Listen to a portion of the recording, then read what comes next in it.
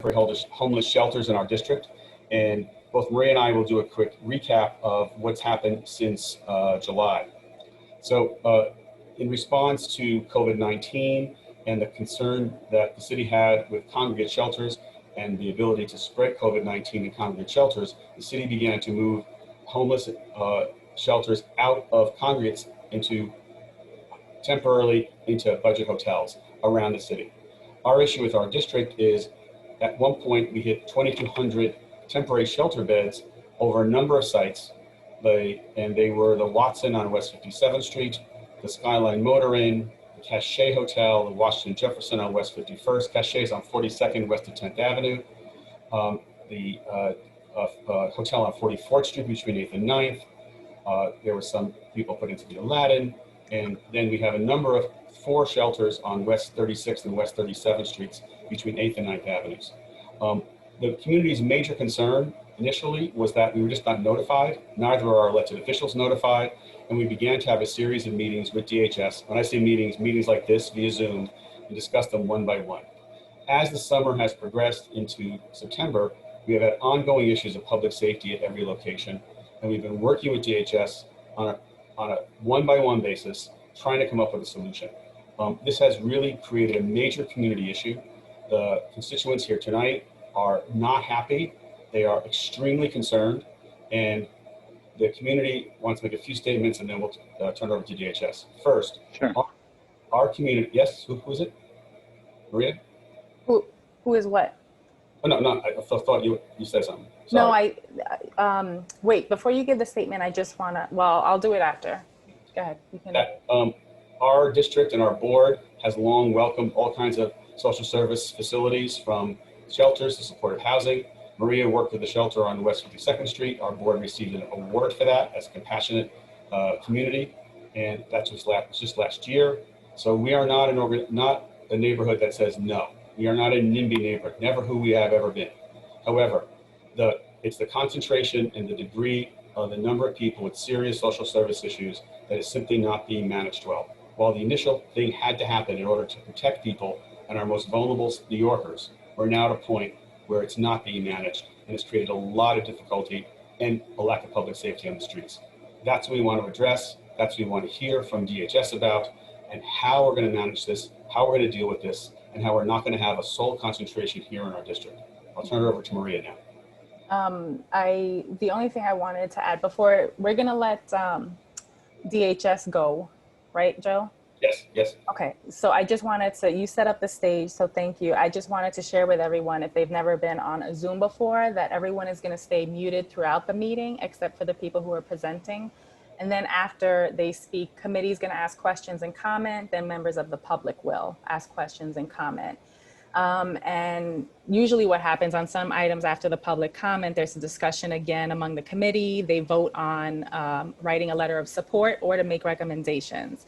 And if you need to comment or ask questions, whether you're on the committee or you're part of the public, if you can raise your hand, use the raise hand button, it's on your screen.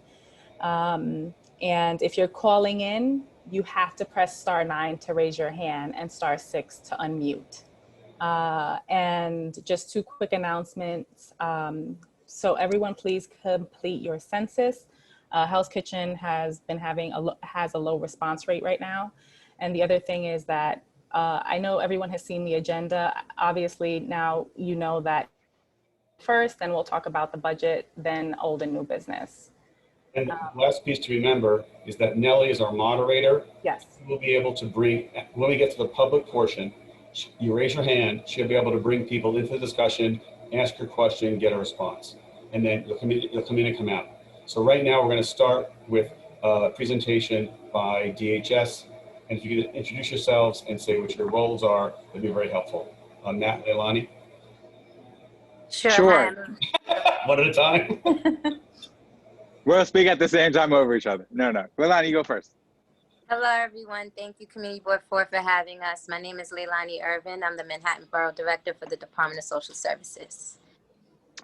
And thank you, Leilani, and thank you, Joe. My name is Matt Borden. I'm an Assistant Commissioner for the Department of Social Services for External Affairs and Government Relations. And I'm happy to go into our spiel, and obviously I want to hear mostly questions from the audience. I know that unfortunately both Leila and I both have a hard stop around 8 o'clock tonight. Oh, yes, thank So I you. really want to make sure that we hear all the questions and answers. And I don't, Joe, I know that you've heard this. Oh, no. You're on mute, Matt. Sorry, I know, Joe, No, I want to do your spiel, don't say, worry about it. okay, Do your spiel, but make it okay, very quick. yeah, I'll be, Give us the current yes, temporary yeah, locations that are yeah, operating. yeah, States, yeah, and stuff, and since we started. yeah, got it, absolutely. So as Joe mentioned, this is the quick elevator version of it. As Joe mentioned, before COVID hit the city, CB4 was the home to 3 permanent shelters, a site Jack Ryan. There was a site for women, and as well as a site on that Joe just alluded to on 52nd Street, another site for women. In addition, we were using 3 commercial hotels for families with children. One of those hotels now has been converted to men. So right now, as it stands, there are we are using we have 2 families with children hotels that are happening in the district, and there are 6 hotels for single adults, both men and women, within CB4. Just so everyone has a sense of where that puts CB4 in relation to the city, it's certainly closer to the top. Obviously, we have the most dense areas in CB5, which is obviously very close by. We also have quite a few hotels in CB1 in Queens, as well as CB12 in Queens. And then we all have heard about the Upper West Side, but there are obviously more sites here in CB4 than there are in CB7. Basically, to give a quick summary, COVID hit. Homeless individuals, because of so many underlying health issues that a lot of folks who are experiencing homelessness are some of the most at-risk people for COVID. There were some very disturbing alarms that were being rang across the country in terms of what this would look like within the homeless community and how devastating it would be. The city began to act in a very expeditious fashion, moving almost 1,000 people a week out of our permanent shelters, which they have been, where they were located, into hotels, and with very little notice. I've been at DHS now for about 5 years, and one of the things I'm proudest of has been trying to work with the agency to give as much advance notice as possible. Previous to this job, I actually used to be Chief of Staff for Assemblywoman Deborah Glick, so I have a pretty good understanding of how important it is for folks to get a heads up on it. And it was really challenging because in this situation, we did not do that. And obviously we were basically just finding hotels and putting them in, and so we could make sure that folks were safe. And so that being said, things ramped up rather quickly. We didn't do the notification in any way that we would have liked, and we've been playing catch up ever since. We've been having lots of conversations with CB4. I really appreciate all the time that the board has spent dedicated to this issues. And so as we move forward, we want to continue to try to be in communication. Recently, 2 of these sites that were in the district actually exited. As Joe mentioned, the Cachet Hotel we're no longer in. There actually was a case of Legionnaire's disease there, and so we exited that spot out of the community board. And there was another site on Washington Jefferson, as we all know, or many of us know, that was a site that ended up going to the Upper West Side, now at the Lucerne. So that's where we are now. I also just want to say that I did learn today, this is a bit of news, that we have been able to get granted. I don't have the numbers as of yet, but I was informed that there will actually be additional security coming to the 3 sites on 36th Street in the form of individuals whose job will solely be community engagement. I think obviously there's been a lot of questions and concerns about those sites. I don't have the specifics of it yet, but I said even without having the specifics, I did want to share that because I think that obviously is one of the key elements here, and making sure that those patrols happen and individuals are able to be engaged with. Obviously, there's also, a host of other issues that we can get into as well in terms of within that within within the city that we're all trying to deal with in a very difficult time. But ultimately, I think that that's the 35,000 site from a bird's eye view. Leilani, did I miss anything, or can you fill in any gaps that I might have missed? Nope, you covered it. You covered it all. Okay, all right. Everything. Okay, all right.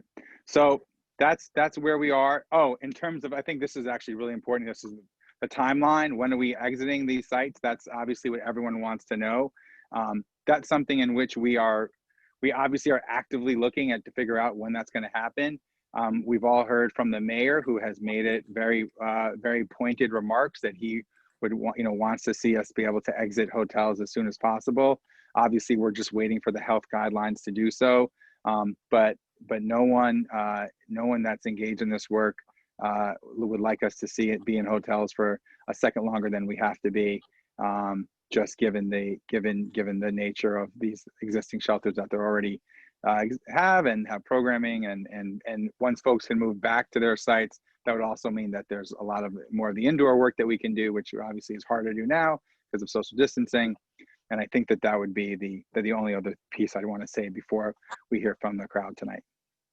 The only thing I would add to Matt's points is that the community board has been very persistent and diligent in asking for us to create a monthly check-in system with all of our providers, density reduction sites. And so that's something that we've committed and agreed to do. So we look forward to having a streamlined conversation, a dialogue with all the providers, community board 4, elected official principals on a monthly basis. So that's the only thing I would add to all. Thanks. Of That's a good addition. Thanks, Leilani. Mm-hmm. Joe, you're on mute. I think you're trying to talk. Thank you so much. So, Matt, you gave us some good information. Could you please just give us some detail on it? The 3 permanent shelters that were in our district prior. Yes. How many beds in total in those 3 shelters?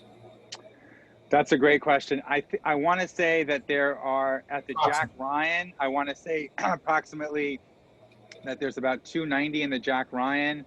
I think the Wynn site, I'm drawing a blank on it. Thanks. And I feel like there are about 100 or so, or 150 or so at the 52nd Street site. No, it's a little over. I think it's a little over 100 on 52nd Street. Okay. And yeah, 52nd. Yeah, there's over. I'm sorry, I have it up here. I can. Oh, thank you. Go ahead. I'll give you the numbers in a moment. Sure. My computer's Wi-Fi. Give me one moment. I'll circle back with the numbers. I have them. Okay. And then for the 3 hotels used for families with children, roughly how many?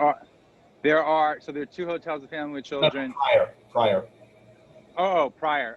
There were, I believe, I think total, I would say about 230 families. Okay, great. And then for the current families with children, how many is that? Well, now there are 2. So now that's about, I think there's about 170 families. And then for the singles, the I don't have the census. I don't have that. I don't have that in front of me at this second. I'm sorry. So I'm using my, yeah. I went back to the board's letter, and back in July, the new ones coming in were 2,100 beds approximately, not 22. I'm sorry, I misspoke on that. But the Washington Jefferson had how many beds that moved back? Do you know that? I think there were 100. I want to say was it 130 there at the Washington Jefferson? Right. Does that sound right? And then there were more, I think north of 100 at the Cache. I think it's like 110. The Washington Jefferson had 182 beds. There was 182 beds there. Okay. And what is the other hotel you wanted numbers on? The Cache, I think that was 100. And the Cache hotel was 130 beds. Those were 130 beds. Right. So that. So I'm sorry, I have the numbers for the single adult sites for Jack Ryan, if you'd like. Yeah, let's go ahead. So the Jack Ryan site there's 200 bed. There's a 200 bed capacity there, and the Care for the Homeless site, there's 120 beds there, Okay. And Wynn's like 60. That's what I and know. the Wynn is about 70 beds at bed capacity. Okay. So that means in terms of the new beds, I'm trying to just get to a rough idea of where we are as a community. If we were at 2,100 and we removed the 182 in the Washington Jefferson and the 130 in the Cache, we're looking at still 1788 in terms of new beds, approximately. I'm not going to hold you to that, but that Sure. sounds roughly what it is. So I think one of the things we need to understand as a community, and we're going to really open it up to the committee members, is I understand other communities may have more sites, but in terms of the roughly 1788 plus the original, again, 300. I mean, we're well close to almost 2,000 beds in our district. How does that compare to some of the relocations you've done in other locations? I think that's one of our. Sure. I mean, listen, I think that every community is different. I mean, and that's to say that there are communities in the Bronx right now where there are 2,000 and 3,000 beds that folks have. In terms of relocations, as I said, I think that there are similar numbers that they have in Queens 1, similar numbers that we have out in Southeast Queens as well, and previous to the COVID. And obviously Community Board 5 has even more. But definitely CB4 is one of the most that we have in the city. So we're probably like somewhere in the top 5, and I'm not holding you to it, just saying roughly. Yeah, I think that for relocation. That's why I want to make sure. Yeah, no, for sure. I think that Manhattan has definitely, in terms of where were their hotels, obviously, as folks may know or may not know, DHS doesn't actually go out and select hotels ourselves. We actually have a contract with the Hotel Association for New York City, and hotels that are within their membership group are hotels that are eligible. So that's sort of that's where we're using. And obviously, because of given the nature of Midtown and normal times, there are a lot of hotels within Midtown area. So the other issue we bring to you is we've gotten many reports back, the issue that the ability of these operators to provide social services is highly compromised because the nature of the buildings are literally budget hotels. There's no congregate space, there's no ability to do things. And we've got lots of reports back from people who are in the shelters that they just can't get the same kind of service. And in fact, I was on one call where one of the providers said that in fact, given the cohort of mentally ill and chemically addicted, that people were not necessarily thriving in this environment. We know that you did it for the right reason. We're now interested as a neighborhood to maintain public safety and get people services so they can succeed. And it's not working as it is now. I totally hear that. I think that's why I was glad to hear at least for half the sites that we're talking about in the district, we're able to have an increase of the number of staff that will be on hand to engage with clients in the kind of ways that we're talking about to help deal with those issues. And listen, in terms of the actual services that are being provided, providers are really doing an amazing job given the circumstance. But I think, again, as the mayor himself said, ultimately we want to see everyone back in a shelter environment because we'll be the first to admit that ultimately is where we can do the most good. And we're just waiting to get the green light to do so. So before we open up to the community, we'll open it up to the committee members, and understand committee members, make your comments clear and brief because we want to give DHS to be able to hear from the public. We only have an hour and 7 minutes more with DHS. So starting with JD. Right. Yeah. Thank you, Joe. Thank you, Matt and Liana. I just want to say one thing. You're not talking about the number of homeless residences for the mentally ill, Salvation Army rehab. There are already a number of services providers. Right. Hell's Kitchen. I don't know if that came into your calculations when you when another couple thousand people were brought in, but that should be considered. And I have to say, I think one of our major concerns is that there was no notification. I live on 48th Street. People were brought into a hotel, ambulances, buses arrived, unloaded people. We did not know what was going on. Nobody would tell us for 3 or 4 days. There were people on the street coughing, not wearing masks. There are compromised immune systems among our residents, some who live on that street, some who were getting chemo and coming home. Our lives were put at risk. How is that? And you talk about 36th Street now providing some extra security. Those people on 36th Street are frightened. When is that security going to be put in place on 36th Street? So I just want to say thank you so much for your comment. I am terribly sorry of what you experienced in terms of obviously having a new site. I don't know which site it is on 48th Street that was placed there, but I totally can imagine. Got it. But I totally can imagine what that experience was like. And I think that was actually, to be quite honest, was a time in the city where I think we all were really scrambling. And I know it feels, the pandemic feels in some ways like it's gone on forever. And I have 2 small children at home, and so every day feels some ways like an eternity. But especially in the beginning, that was a time when we were really just scrambling. And there's obviously, I think if we could do it again, that would have looked much different. But I can't go back and put the genie back in the bottle. I understand. If you could do it again, would you tell us? Listen, absolutely. Again, just so you know, so the job that I have is going across New York City, talking to individuals and communities regarding shelter.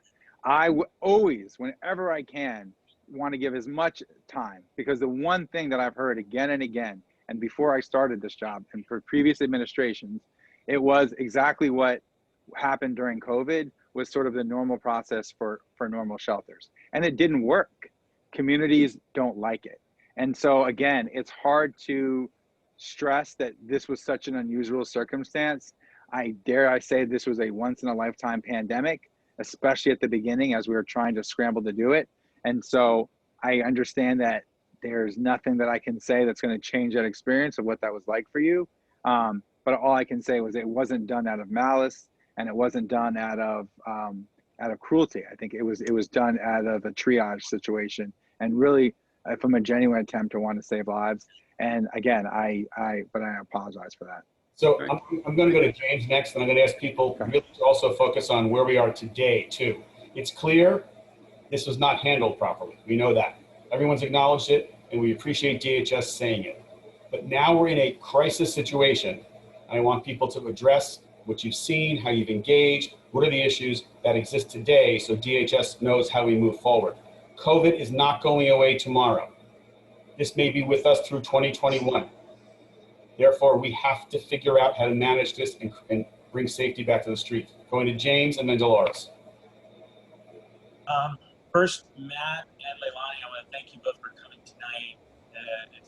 We're not an easy audience, and you're not in a good position, and we appreciate the public service that you're doing. So it's our job. I appreciate it. Difficult situation. Just so you know, I was in the Air Force for 10 years. I've experienced a very difficult situation, so I understand what you're talking about being in a crisis situation. That being the case, it's not like this city hasn't been in a crisis situation before. And so we expect actually performance to improve when it matters. And now is one of those times that it matters. The first thing I wrote down after you all were talking was basically what Joe said. What is the path forward? My 2 biggest concerns, when I look at the letter that was sent to us, were you familiar with the letter that was sent in response to? Yes. Okay. My biggest concern when I read this letter was, number one, it says that the people who are in the shelters will be moved, and I'm quoting or paraphrasing, at the point the health guidance says that it's okay. To me, that's a very fuzzy commitment. And as Joe just said, I mean, the health guidance may never come. So my first question is is there some way to more specifically identify what the path forward is? And Yeah. I don't assume that the path forward means going back to what was before. Because as Joe said, we are in a crisis now. So when you say that there are going to be additional security patrols, what does that mean? What shape does that take? What I'm looking for are specifics. I found the letter to be disingenuous, not specific, vague. It made a lot of excuses. And without thinking about the past, it didn't lay out a plan for the future. And it didn't commit to communication. All it said was, we look forward to meeting with you every month. That is not a commitment to keeping the community informed. And I will suspend so you can respond. Sure. So I totally hear everything you say. The only thing I would push back on is I would say that agreeing to meet with the community every month is a form of communication. I think that is actually a request that the board made that was totally understandable and one that we were happy to oblige. And I think the purpose of that is to continue to make sure that we can stay in contact with each other. In terms of when are we leaving and how are we going to get out of the situation, that's the question that is not only on your lips but the lips of people that work at DHS. I appreciate it's a incredibly understandable question to have. It is a frustrating situation that we're in, that we are faced with this situation and we don't have certainty in terms of, well, it's going to be at this point. And it is so murky, right? And I think as we're seeing right now with the opening of schools, which is an amazing effort, is that it's very challenging. It's incredibly challenging to try to make sure that the situations are safe. When we're talking about dealing with clients who are coming from congregate settings, these are situations in which clients are coming from, and generally around sites that are, usually around between 150 and 200 in number, that are dorm-like settings, that have shared meal space, that were created to serve individuals on a temporary basis as they find their way to permanent housing. And they were not created at all as this is how we're going to be able to live while there's a highly contagious pandemic. And the city, is obviously now in deep conversation trying to figure out, okay, what does that have to look like to actually move folks back into these settings in a safe way? And the answer is a very vague answer. And so I share some of the frustration that you're talking about. And I wish that I had more clarity on it, other than I think that we're seeing what's happening right now. I think we all are hoping and praying that these numbers remain low as we go through this next cold and flu season.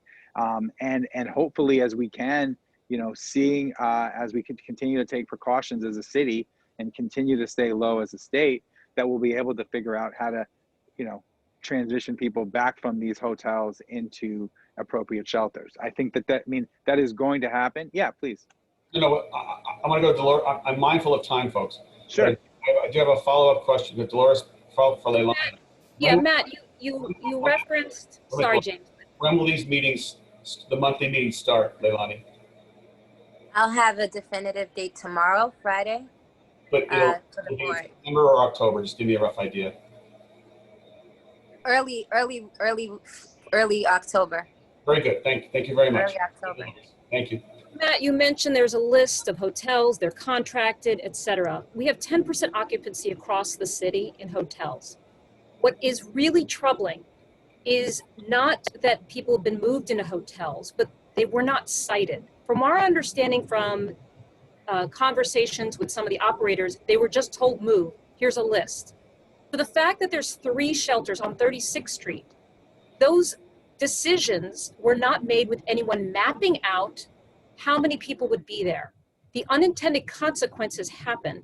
So what I like the fact that you want to have more conversation every month, but what is happening on the ground day to day is affecting everybody every single moment that they're on the streets. What needs to happen is to cite what are the appropriate facilities where the services can still be delivered to the folks that need it. The at-risk population has been destabilized to a point where a lot of good work that could have been happening in their normal settings is being undone because we've moved them into really inappropriate sites for those services. But most importantly, you've concentrated too many people in an area, which means bad habits begin to happen. And what also happens is we have public safety issues, not just for our normal residents, but for those shelter residents. So is there any possibility to look across that entire list of contracts? Or can't the city leverage the fact that hotels have absolutely zero occupancy to find the right spaces that may have conference rooms, that may have areas that are large enough for full staff to be able to spend that time during the time that they're supposed to be working with their clients to provide what is needed for our at-risk population? Even just rent more rooms to use as program space. So in fact, people are connected with something as opposed to just ending up on the street decompensating. Yeah, listen, I mean, I totally hear. I think that's a really fair point. And I think it's really challenging for providers to be able to make sure that they are able to give the kind of services that folks need when they're in these settings. That's without a doubt. And I think it's a very... I'm going to interrupt you because Sure. I'm not asking about the providers. I'm asking about leadership at DHS to actually manage the process for where folks are put, where their siting is for where they're put, so that it is appropriate for the population. The hotels, as Joe mentioned from the onset, they're budget hotels. So essentially you created the health criteria where they're separated in rooms, but that isolation in and of itself can be a problem. The fact that no one is able to do their normal programming creates a problem. Sure. The whole point of shelters is to help people transition Right. to a more stable and permanent setting. This You're is right. not happening. We know that you can't change the fact there was a crisis, but you can manage the moment. So I want to know what DHS is doing. So there are So- many different ways. Sorry. No, I please just go ahead, wanted Leon. to chime in that there's Yeah. a lot of different ways that folks were trying to be creative in the beginning with the pandemic, with the need to social distance. Engaging clients, it was a challenge, but we're now at a place where, you know, lots of communities have been gracious and donated community spacing to some of our sites for us to have, you know, to actually operate appropriately and social distance effectively to have and host different activities and services and programming. Some of the providers have also worked closely with hotels to identify space such as ballrooms in the hotel rooms to host maybe bingo nights. So they're being a lot more creative now, especially now that we're in phase 3. We've conducted testing at all of our sites. The sites in Community Board 4 all have come back with negative tests. So that's great news. So you do see providers engaging clients more on site with the space that has been designated or deemed safe spaces for us to effectively host and have programming. Could we be doing more? Absolutely. I hear what you're saying. But those things have begun actually, where providers are engaging clients more frequently around different, not just services, but programming. But with the need to social distance, of course, there's limitations on how many folks can be in a room, etc. So there's some real strains and challenges that providers are facing with following the CDC guidelines on what is permitted and allowed. But I would say that those things are actually occurring and happening on site. There are also individuals who in the system who may not be appropriate for the hotel settings. And so those individuals who are identified or deemed as inappropriate for these settings immediately will get a transfer into an appropriate shelter setting. So sometimes DHS, there is a screening process. I won't be too long, but there is a screening process. Every individual is evaluated and assessed. They're placed. If it turns out that the individual, maybe this is not a good setting, this is not a good fit for them, we do identify a new location that can best accommodate their needs. And so those transfers do happen frequently. But of course, it comes up case by case with every individual. So those engagements do happen. We have check-ins with our clients daily to check on their well-being, their mental health, their physical well-being.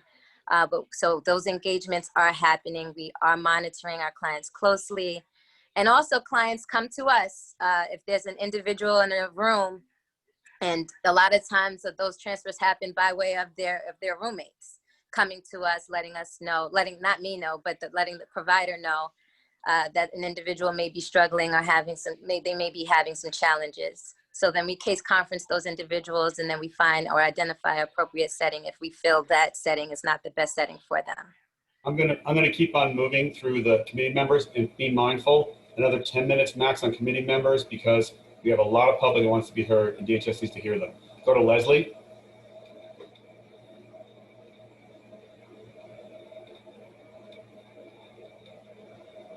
My concern is the human component of it. Those two, I think you mentioned two places where there were families. Some of those families, I understand, were moved out of those shelters into other locations, out of the common location that they were accustomed to. Some of these people may have children, of course, who have schooling issues. Now with COVID, these people are all over the city. We don't know where they are.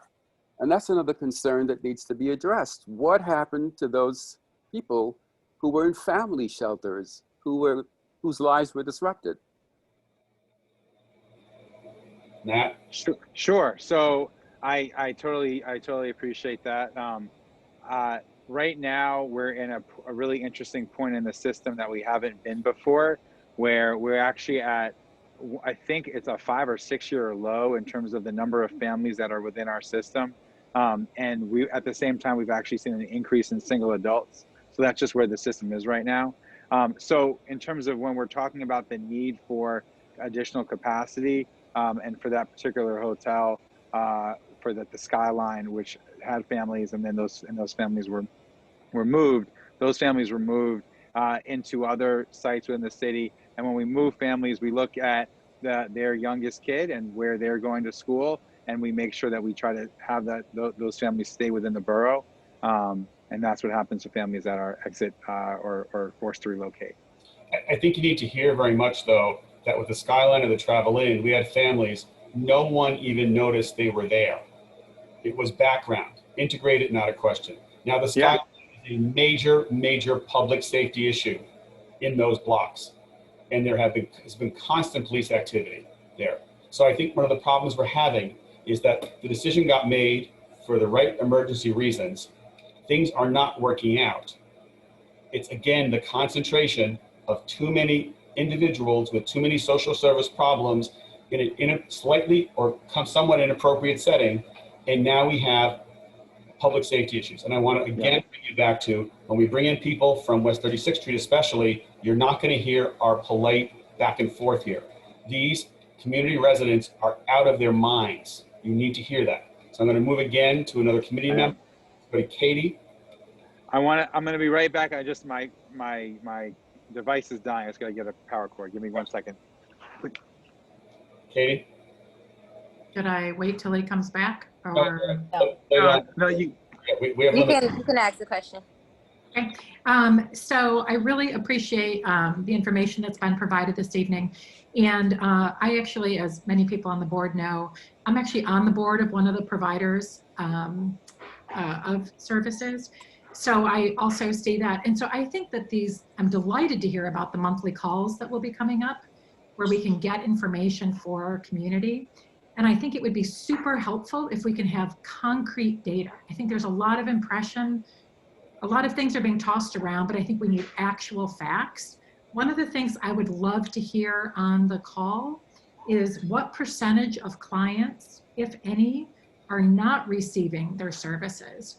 Because I know that there are lots of mandated services, and I know, for example, where I'm on the board, that they're absolutely receiving their services, but of course in a different way and not in a group setting. But I think it'd be really helpful, because so many of us are concerned about their services, to know, not by hearsay, but by fact, how many are receiving their services and what services or programs they usually get that they may not be getting. That would be super helpful if you could provide that. Thank you. Sure. Let's go to Paul. Sure. Thank you, Lynn. Paul, you're on mute. You're on mute. You're still on. Hello, yes. I had one quick question. I was at the corner of 50th and 10th, right across from the skyline, formerly a thrifty European tourist hotel, just 2 days ago. And I was talking with one of my neighbors, and a fellow at the corner started screaming. And I thought he was just having a very big argument with someone on the phone. There was no phone. He was just whirling around like a dervish. And I realized, sadly, I didn't know who to call. I remembered the police department saying, well, we're not going to be dealing with the homeless. What is the fastest way to get someone to the scene?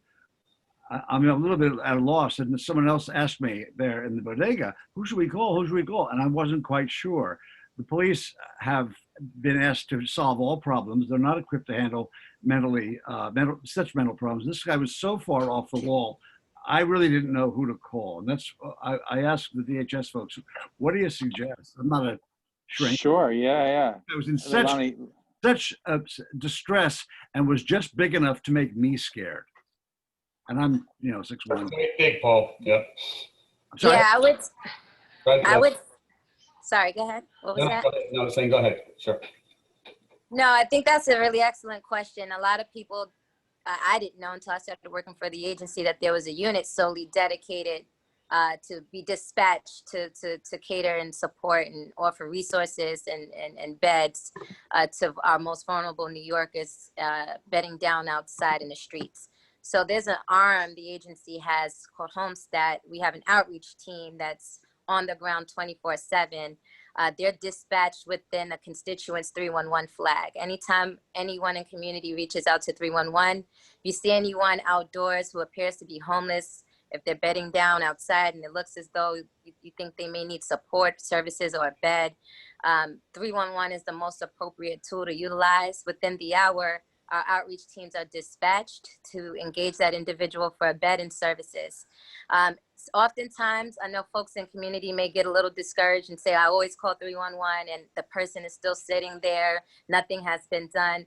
But I want folks to know that you should feel actually empowered. It's the most empowering thing you can do as a community member because you put that person on our team's radar. They remain on our team's caseload, and we come back to consistently engage that person until they accept services. That's the ultimate goal. There's also an app, which is far more quicker and faster for you as a person walking in the street. If you download the 311 app, you can request homeless outreach on the spot. It'll geometrically track your location. You request outreach, it'll even send you an update on whether or not they found the individual, if the individual came inside for services, or if they refuse services.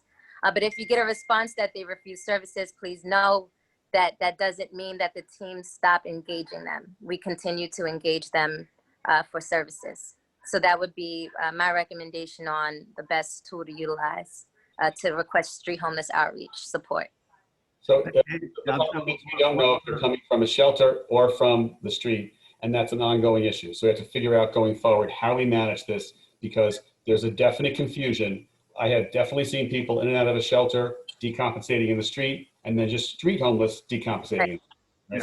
Yeah. So one of the positive takeaways from the meetings, many meetings that we've been having with CB4, with you guys, was that was confusing for the members in community. And so as an action step, what we as an agency decided to do was to have our JCC unit, which is DHS Street Homeless Outreach Unit, be dispatched to this particular area in the district of concern that we're talking about. So we doubled outreach here. And what the JCC unit is doing is, if they engage the individual and it appears, if they're able to capture in the data the demographic that this person belongs to a shelter site, or even if they get a name and they can cross-reference in the system and they find out that they belong to a site, they then flag it to our programs administrator and myself. So now there's a joint coordinated effort happening here that wasn't necessarily happening before, but in light of our conversations and discussions, we figured out that was a big question mark and no one knew who belonged where. So that is something that we put in place. It's still in place. So we have a better sense now when the teams go out to engage. If they do belong to a site, they coordinate with the site to have them engage them. So I'm going to ask the committee, I'm going to end with Maria, Ask the committee members, we'll get back to you later because there's 12 speakers. Really got to get the public to speak. Maria, if you can speak, and then we'll start with the speakers. Yeah, thank you. I was actually, you read my mind. I was going to say before the public speaks, if I can speak just for a minute. I know you guys have a hard stop at 8. I'm going to make it short and sweet. I attend a lot of these meetings, so you already know the questions that I ask and what my thoughts are. And the only thing I want to add, Matt, to something that you said, something that Katie said. When we talk about this situation, particularly I'm talking about 36 and 37th Street, the word challenging doesn't speak to what's occurring there. It's really, I would say, untenable. There is no one here on this panel who would be happy to live there on 36 or 37 or even 38th Street. It's really, it's an untenable situation. And I hear you saying sorry, but sorry doesn't suffice. And what I know that the community is looking for is going to be action. So I'm glad I heard you mention the fact about the monthly meetings are finally happening, which we've been advocating for, right? At the beginning in early October. And I heard you mention more security, that's great. But really, you know that what we were looking for, because we put it in our letter, was looking for a reduction on 36th Street or removing one of the shelter sites, because 800 people on one block is really too much. And most of you already know I'm a social worker. I'm very compassionate. I am empathetic even to the plight of people who are homeless. I worked in a homeless shelter. So I understand a lot of it. And there was a New York Times article that recently came out, really interesting, that people shared with me that I had read, and it is very true. It's about families. But the thing I wanted to say is that I am understanding of the situation, as we all shared, why this needed to happen. We were in a public health crisis because of COVID. But in that community, in that little area, we are now in there's a public safety crisis, and that needs to be dealt with. And I guess that's it. And it's just really frustrating to have to attend these meetings weekly, and you guys attend them a lot as well. And nothing seems to be happening. And I don't even live on the block, and I don't have to endure it. But I hear it, we get emails about it. I have some emails that I printed that I have to mention later. So I'm just looking forward to hearing what the community residents have to say. I know there's a lot of them. I'm going to have Nelly. Also, the other thing is that we need the public to keep the comments or questions to a 2-minute minimum. Shall I do the timing, or Nelly, will you be able to do it? Or Nelly, if you could do it, Maria, if you could do it, because that'll help us move along with Nelly focusing on. So I'll do the timing, So 2 minutes. I will call to Nelly to bring people in and out. And one of the things I want to say is that we now have 84 attendees plus 17 panelists at this meeting. 16 are raising their hands. I'm going to call on people from West 36th Street first, because those are the ones who are absolutely out of their minds. And then Nelly will bring you in and bring you out. I'd like to start with Brian Weber from West 36th Street. Okay. Remember, if you're not speaking, mute. Hello, can you hear me? Yes, we can. And your 2 minutes starts now, Brian. All right. Well, you might not be able to hear me over the siren, which is perpetually going outside my window. You guys have a hard out at 8 o'clock. An hour and a half is not enough time to address what is going on West 36th Street alone, no less the entire community. Promises of monthly committee meetings, additional security, and improved protocols are not going to solve the situation on West 36th Street. We must reduce the density of the population here. You have 820 individuals in 3 shelter sites in a 1-block radius. That is 45% of the congregate shelter population transferred into Hell's Kitchen.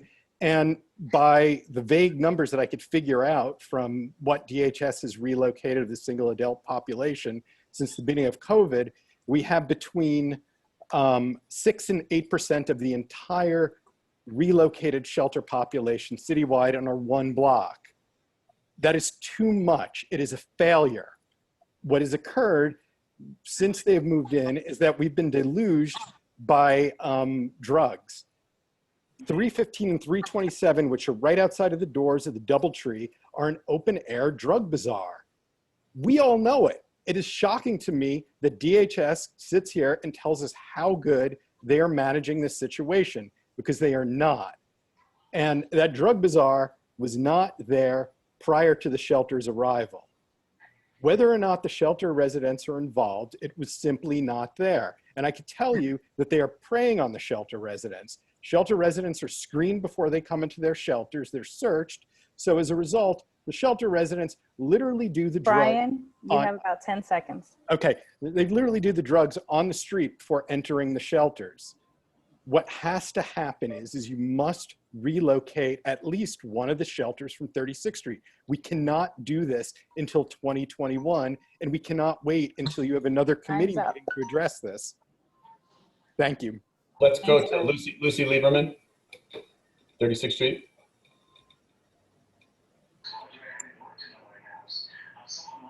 Lucy? Yep. Can you hear me? Yes, we can. Okay, great. I'm a resident of 36 between 8th and 9th, so I'm in CB4, but right on the border of CB5. So this is definitely a high impact area. I can't express how suddenly the streetscape changed when the residents moved in at the end of May. Since then, I've been on tons of calls like this, and repeatedly DHS has said that the safety of the shelter clients are their top priority, with no regard to the residents.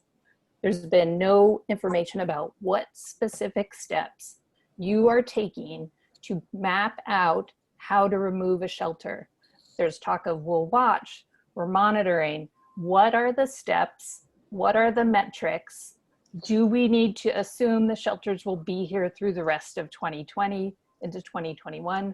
We are asking you to remove a shelter, one or more of the 37th Street shelters as soon as possible, like this month, to manage the excess density. There are too many here. You must move one. We are scared to go out of our doors. It is noisy and drugs and chaos. Most of the time, when people stop by, it might be fine, but the majority of the time, it is chaos. It was never like this before. What are the steps are you taking, and how are you going to move at least one of the shelters now? Not necessarily back to their original shelter, but to another location, another hotel location, to spread this out. This density cannot be tolerated. Lucy, you did good. You had like 10 seconds left. Let's go to Catherine Sokolnikov.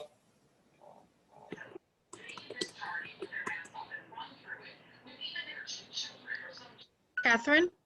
Sorry, I didn't see the option until just then. Good evening. Catherine, you're here. Thank you. Can you hear me now? Yes.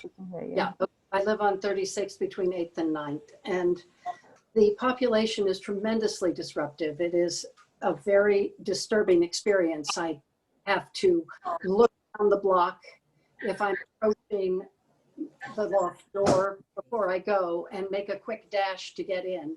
I have twice been body checked and nearly knocked to the ground by these people. I see people urinating and defecating on the street. I have seen people with needles hanging out of their arms. And then I have dodged and gone around to the other side of the street to return to my loft. And the person is on the other side staggering along and falls down flat. Now, I've taken in everything you've said, and I'm wondering if we can't have the ideal of getting a full hotel emptied. Do you triage the people in a way that you could effectively remove people who are really out of control? I'm talking about people who are mumbling and screaming, people who have charged at me. I have to tell people they simply cannot come near our loft. I meet people in other places. Just not tenable. My husband is 84, I'm 71. We have a person who's 91 in our building. We have 2 disabled children in the building, and people who have dogs and want to take a walk, and they tell me young people who are 40 who will not go out after dark with their dogs, and it's going to be dark even earlier now. So we really need some help.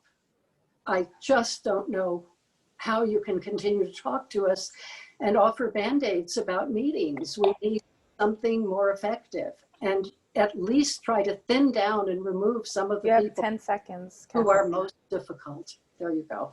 Okay, great. Thank you so much for sharing. Let's go to Alexandra Zapparoli.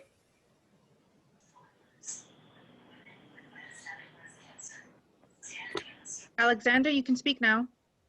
Hi, can you hear me? Yes.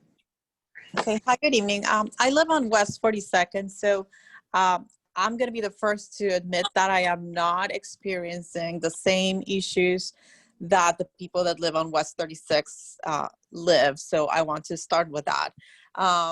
What I do want to bring up is I know that last week several homeless shelter residents of Harmonia, which is not part of our district, they were given a very unreasonable short notice to pack up, and they were relocated to other shelters far away from where they were, which is something similar to what happened at the Skyline. You know, then the mayor's office basically just said that this was a miscommunication glitch after people got outraged over this.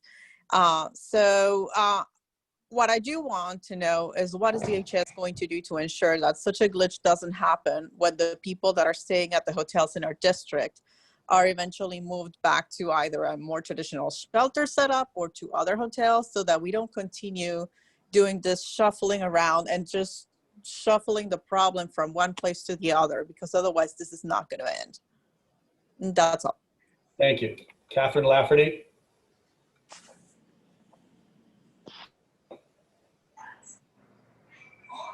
Give me 1 second.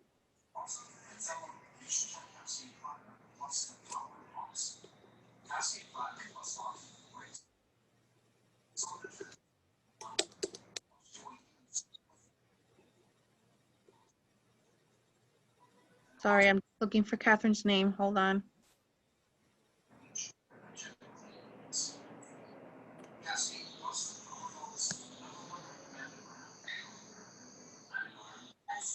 It seems to be. I don't see Catherine's name. He just stepped out.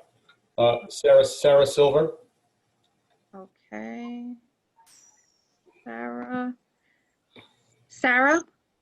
Hi, thank you so much. I'm on West 37th Street.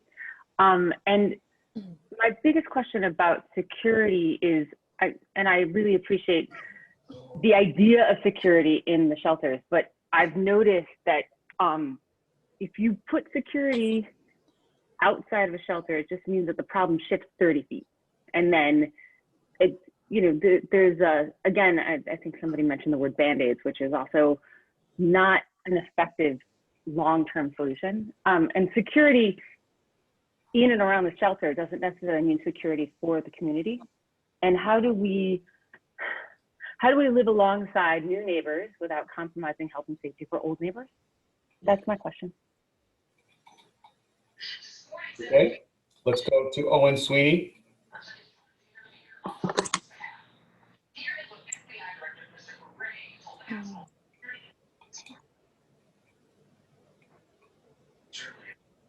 Owen? Yeah, can you hear me? Yes, we can hear you. Okay, hi everyone. My name is Owen Sweeney. I'm going to apologize. I am in a place where it's raining a lot.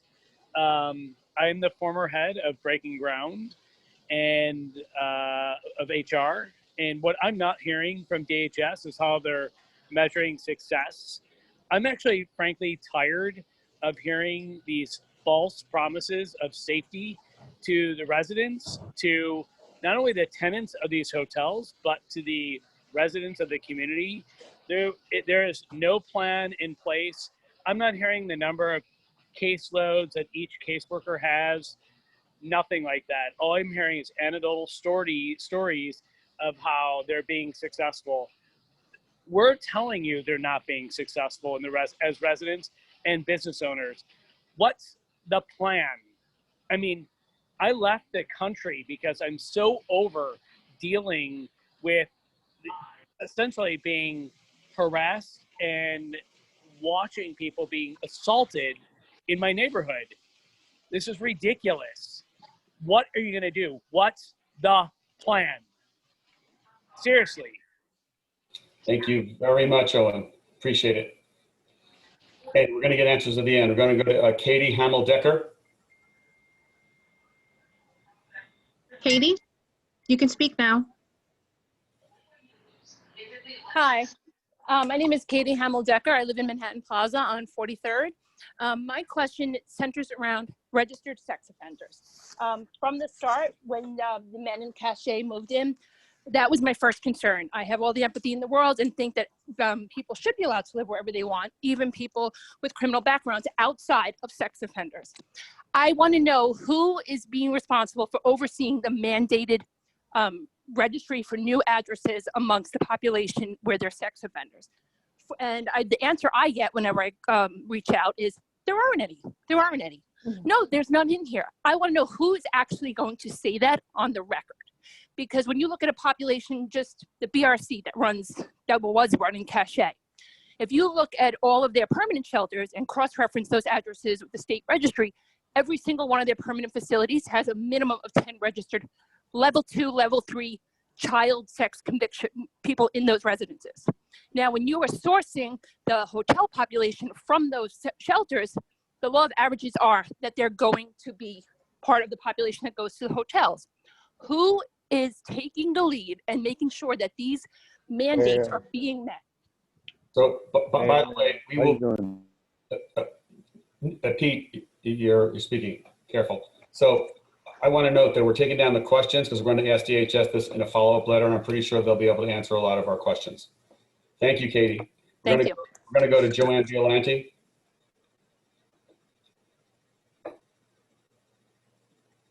Joanne, you can talk now. Okay. Hi, it's Joanne Violante. I'm a resident of West 37th Street as well. I would like to know the number of the total population that's been placed south of 42nd Street. I've been a resident of this neighborhood for the past 32 years. I've lived through the crack epidemic, the prostitution that we've had, and never has the neighborhood been so deteriorated as it is.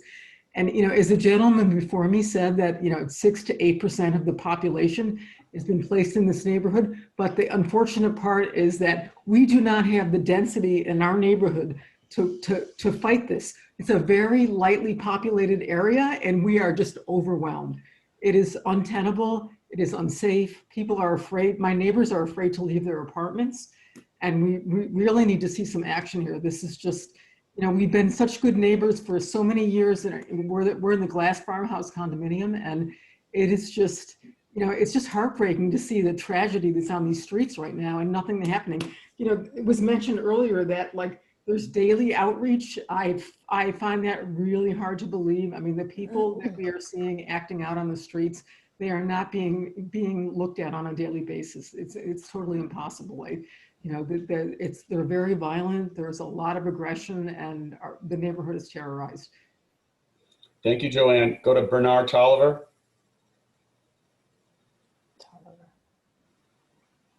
Bernard, you can speak now. Okay, can you hear me? Yes, we can. Good. Good evening, everyone. And I want to thank Joe and the committee for their leadership. I just heard about this actually yesterday from a neighbor. I live on West 47th Street. This is my second time in Hell's Kitchen. I lived here back in the 90s, and I actually felt safer in the 90s than I do now. And I want to agree with all that everyone else has said, because I've seen the neighborhood deteriorate, and I've seen it deteriorate further. I thought Skyline was fairly stable until most recently, and now that's a huge mess.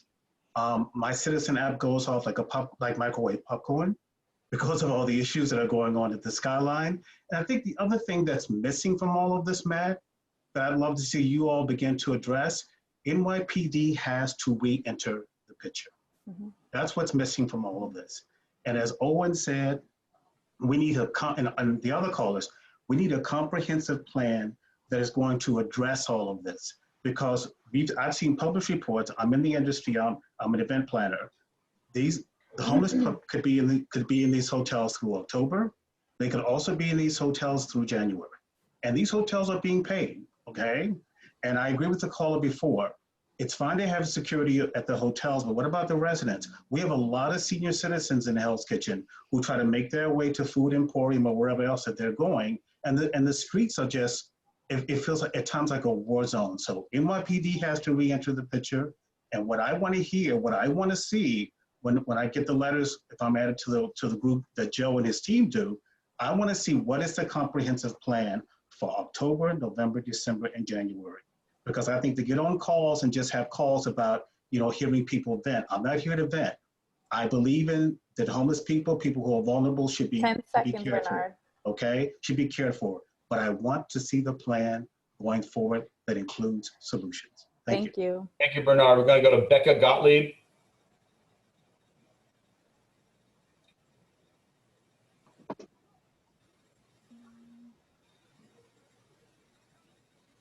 I don't see Becca. She just disappeared. Let's go to Phil. Let's go to, oh, there she is. She's back. Becca? Can you hear me? Yes, we can. Hi, thank you. I'm on 57th Street and I am a young woman. I am very scared to go anywhere at night by myself. But also I wanted to address slightly on a tangent is affordable housing in Community Board 4. I haven't seen any low income housing and new construction being built in about a year. I've seen very high AMIs, like in the 160 AMIs. Is there anything or has anything stopped because of COVID, or is there any up and coming to maybe help the situation? I think the board can report to you on that separately, but yes, Okay. yes, there is, and there is a pipeline for a broad range of incomes, yes. Okay, is there someone I could email or speak to about it? You email the district manager, Jesse Bodine, he can fill you in. Okay, thank you. Let's go to Philip Pearlstein.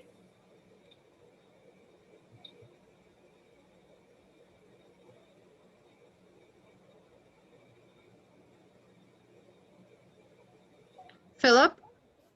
Hi, this is Philip and Ellen Pearlstein sitting together. We're on West 36th Street. Can you hear us? Yes, we can. Okay, so we live on West 36th Street. Honestly, I think the situation here is worse than my neighbors are describing. I think everybody is understating the situation. It is out of control. People are all over the street, drunk, high, obviously psychotic, aggressive. There's public urination, defecation, masturbation. I don't know where that woman lives on 42nd Street. We've seen drug deals going down at 8:30 in the morning on 42nd Street and 9th Avenue. We've seen a man on an unlicensed scooter driving on the sidewalk doing some kind of drug delivery to somebody, a customer at a restaurant at 44th Street and 9th Avenue. We've witnessed a huge man intimidating a teeny tiny woman, obviously trying to pressure her into trading sex for drugs. We've had at least one murder. We've had a violent attack on a police officer. I just don't think DHS cares what's going on. I don't think you understand what's going on. It is dangerous for the long-term residents. It is dangerous for the shelter residents. It is dangerous for the shelter workers. I just don't think you understand or care. What on earth are you waiting for to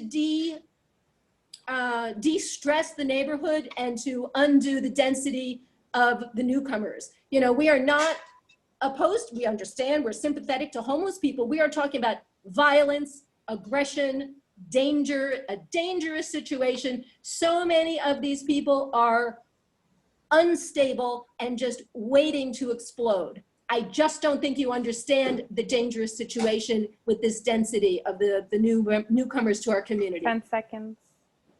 Okay. Thank you very much. Thank We really you. appreciate it. Go to Marcia Zwick. Marcia? Hi, good evening. Thank you, Joe. Thank you all, the committee. I appreciate this forum for us to speak. I could not echo the last person that just spoke. I too, my home is 36th Street, between 8th and 9th, West 36th Street. I'm actually the board president there in our building, and we have seniors, we have people of high risks, we have people with children, we have terrified residents. You do not understand the state of our block, our community board, our community, period. It is beyond severe, it's beyond dangerous, it is terrorizing. People will not leave the building. My son was accosted trying to get simply to the car to put boxes in our own, groceries in our own car. You have no understanding. Everybody is at danger, as the last person said, not just the individuals that have been relocated onto the block, but the people as well that live there. You raised that there was a concern about a public safety crisis. Yes, but it's a crisis too for the residents. And that isn't being addressed. We know what happened before, and everybody, blame doesn't matter at this point. That's done. We want to know the answer right now. Let's get it done. Relocate the density. There are far more hotels than just this area in the whole New York City. I find it hard to believe you can't find other solutions that have more space so these individuals can be treated properly for what they need. Thank you. Thank you so much. Angela Piccinini.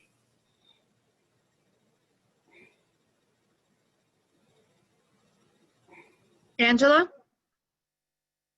Can you hear me? Yes, we can. My husband and I live on 37th between 9th and 10th. And I would like to, first of all, thank you for the forum, but echo everything that's been said before. We too are in this community. We have no one to turn to. And keeping the homeless safe during this pandemic has been your priority, and we need you to also focus on us who live here. It is our home, it is our business. The residents are fearing for their safety, it's dangerous. The businesses are being crippled. Despite the fact that there's a police precinct on 35th Street and a firehouse on 38th Street, the safety in this community is appalling, and nobody is doing anything for us. Some focus needs to be redirected to us who live here, who have lived here for a long time and have invested, and this is our home. We need help.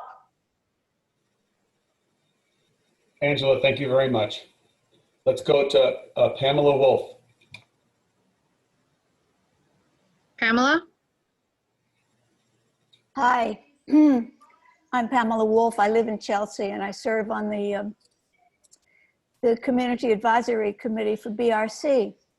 At the last meeting, we discussed the relocation from the Jack Ryan and the dispersal of those people. My question really, and I'll be quick, is there a plan for bringing some of that population, say half of them, back to the shelter? I think Muzzy actually expressed a desire to be able to serve his community again. And I'm just wondering, what's the story? What's the plan for bringing those people back to where they have services available to them? We're going to take these questions and we get them entirely from DHS in writing. Understand we have a number of speakers now. Andrew Studiford will be our last speaker. I'm going to go to Christine Berthet next. Christine. Yes, thank you, Joe. Thank you, Maria. Very, very difficult. I live on West 38th Street, and I have to say the neighborhood is really affected by this situation. What I don't understand is why DHS looks so helpless in the face of that situation. This is DHS, this is your job to figure how to fix this. And you are just telling us, well, we are waiting to know when we can bring them back. Well, between here and there is a lot of time. And this is your job to figure, for example, somebody said that, why don't we take the people which are the most unstable and the most violent, etc., which are in the street all the time and attacking people, why don't we take those people and move them to another place? Because those people are really, if they were not homeless, they would be arrested by the police. So what's the difference? People are dealing drugs.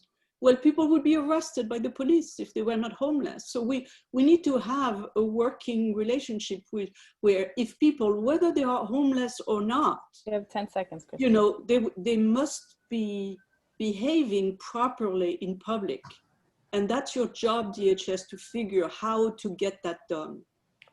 Thank you, Christine. Bernard Friedman. Bernard.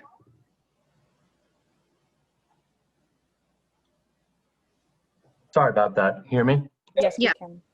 Thanks. Yeah, I live on 36th Street between 8th and 9th. I own a apartment. I've lived there for a year. And, Yeah, I just want to reiterate what the other caller said. I actually, I thank Matt Borden, Leilani. I thank you, Maria Ortiz, for speaking for us earlier. And I thank you guys for being here, but something's got to change. Earlier, person spoke about the situation not being tenable. It's not tenable. I'm a 37-year-old, 6'5" man. And there have been times where I honestly can't go outside of my apartment. Pretty much not much more other than that needs to be said, other than we are really begging at this point for a reduction in the density here, specifically the former DoubleTree on the north side of 36th Street. Please, that's all. Thank you. Let's go to Sanjay Patel, and then we'll be followed by Kevin Hatfield. And if everyone could make what their comments or questions even shorter, that would be great, so we can have more people speak. So hello, can you hear me? Yes. Yeah. My name is Sanjay Patel. I've been living on 35th Street for over 15 years. Recently, the streets have become very scary. I see drug dealers, drug deals, handoffs almost twice a week, 3 times a week. Twice I've had to call 911 because I saw someone pass out with a needle in their arm. I know you guys are trying your hardest to get people here, but we really need some boots on the ground. We need people patrolling the streets. Even the cops won't come because they say it's not their issue. They're looking for the security staff for Department of whatever, homeless. So we just need some more boots on the ground, at least right away. That's all I have to say. Thank you. Matt Connie Bear, followed by Eva Shu.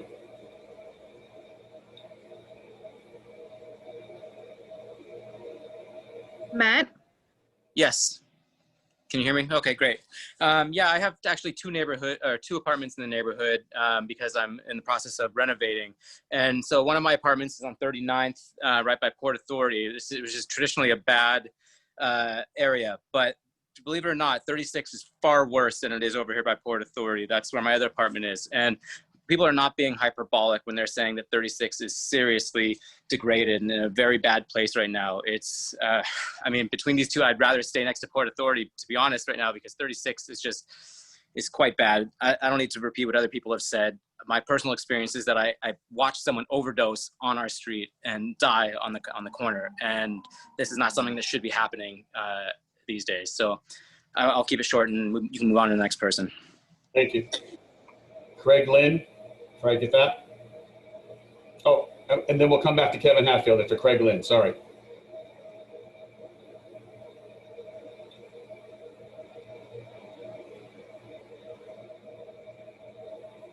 Can you hear me? Yes. Yeah. So good evening, and thank you so much for hosting this. I was on the last call as well, and very passionate about some of these topics as well, specifically here in Midtown. So quickly, I'll give an experience and then followed by a question as well. So overall, within the March time period to today, things have gotten a little bit better because we've had some relief as far as some relocations, but throughout the district, definitely feeling it. I walk from my office on Fifth Avenue up multiple times. I'm in a nice way, I'm actually meeting a number of different single females and things like that because they are asking for escorts to walk up the street, up 7th and 8th Avenue because they fear going by themselves. So I do see the nice positive of the community coming together, but it's also disheartening when individuals are coming up to blanket strangers to look for protection. As far as the 51st Street perspective, even to this day, there is an encampment between 9th and 10th in front of 450 West 51st Street. There is individuals shooting up and exposing themselves. They're shooting up on their private parts.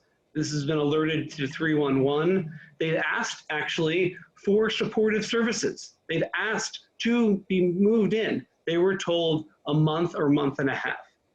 So it's interesting that we are bringing individuals into the community. Greg, you have 15 seconds. Yep. Okay. So then last thing, I guess my question to DHS is, what is your process for onboarding?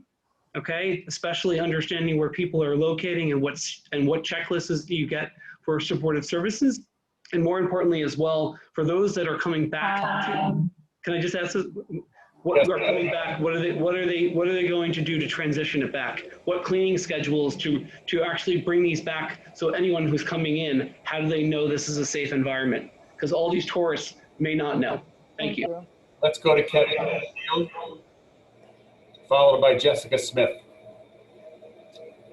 Kevin? Yep, can you hear me?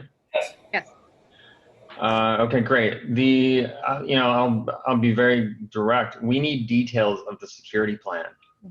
I understand that this is a multifaceted situation that's now happening. There's things that are in your control, things that aren't in your control. There's short term, there's long term. It sounds like short term, the best you can offer is additional security, and it should be very clear that the nucleus or the hotspot is 36th and 37th Streets and the surrounding areas. Those surrounding areas, like 37th Street Walkway Bridge over the Lincoln Tunnel, those are perfect opportunities for encampments for people who are now most likely permanent fixtures of the neighborhood. The genie's out of the bottle. So I think if this is direct to the DHS, the best thing you could do for us right now is give us details of a security plan that includes the fringe areas of the nucleus, which is 36th and 37th Street. So that plan within a few blocks, I think, is your first step. That's it. Sorry, thank you. Jessica Smith, followed by Eva Shu.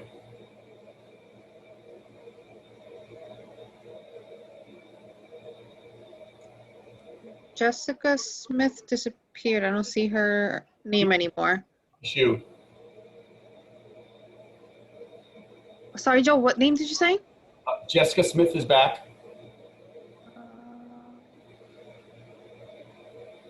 And then Eva Shu after that. Jessica Smith, you can speak Yes, now. I'm here. Can you hear me? Yes. I'm so sorry, the ubiquitous Zoom call question. So I live on 54th Street. I'm a former social worker. I'm an HR consultant, and I have worked with a number of organizations doing homeless outreach, supportive housing, et cetera. I just want to share that that's my perspective, offering a comment here. I won't repeat what my neighbors have said with regard to the state of the neighborhood, different blocks, et cetera. But what I would say to DHS and to the community members is an additional pandemic that we are all experiencing, particularly as this goes on. And the complaints of many of my neighbors are repeated by experience is NIMBYism.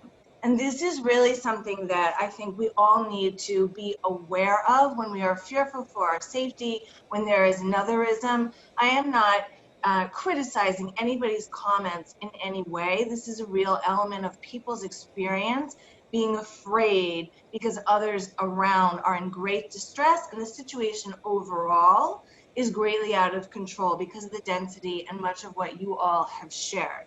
But this will have a lasting effect on our ability as a community, on DHS's ability, on providers' ability to have services, residential programming, et cetera, in the future.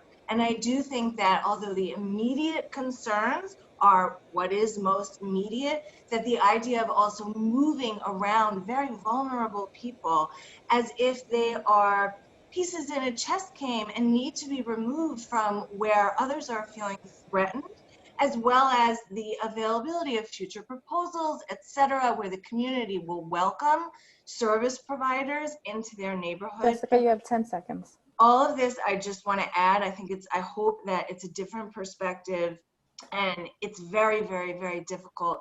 I appreciate what's being done, but we really need a broad view. Thank you. Eva Shu. Eva? Hi, thank you. First time at this kind of community meeting. I'm a little nervous to speak, but I live on West 44th Street, and really speaking about my experience near the skyline, I think the 36th Street, that sounds like a very bad situation that's going on.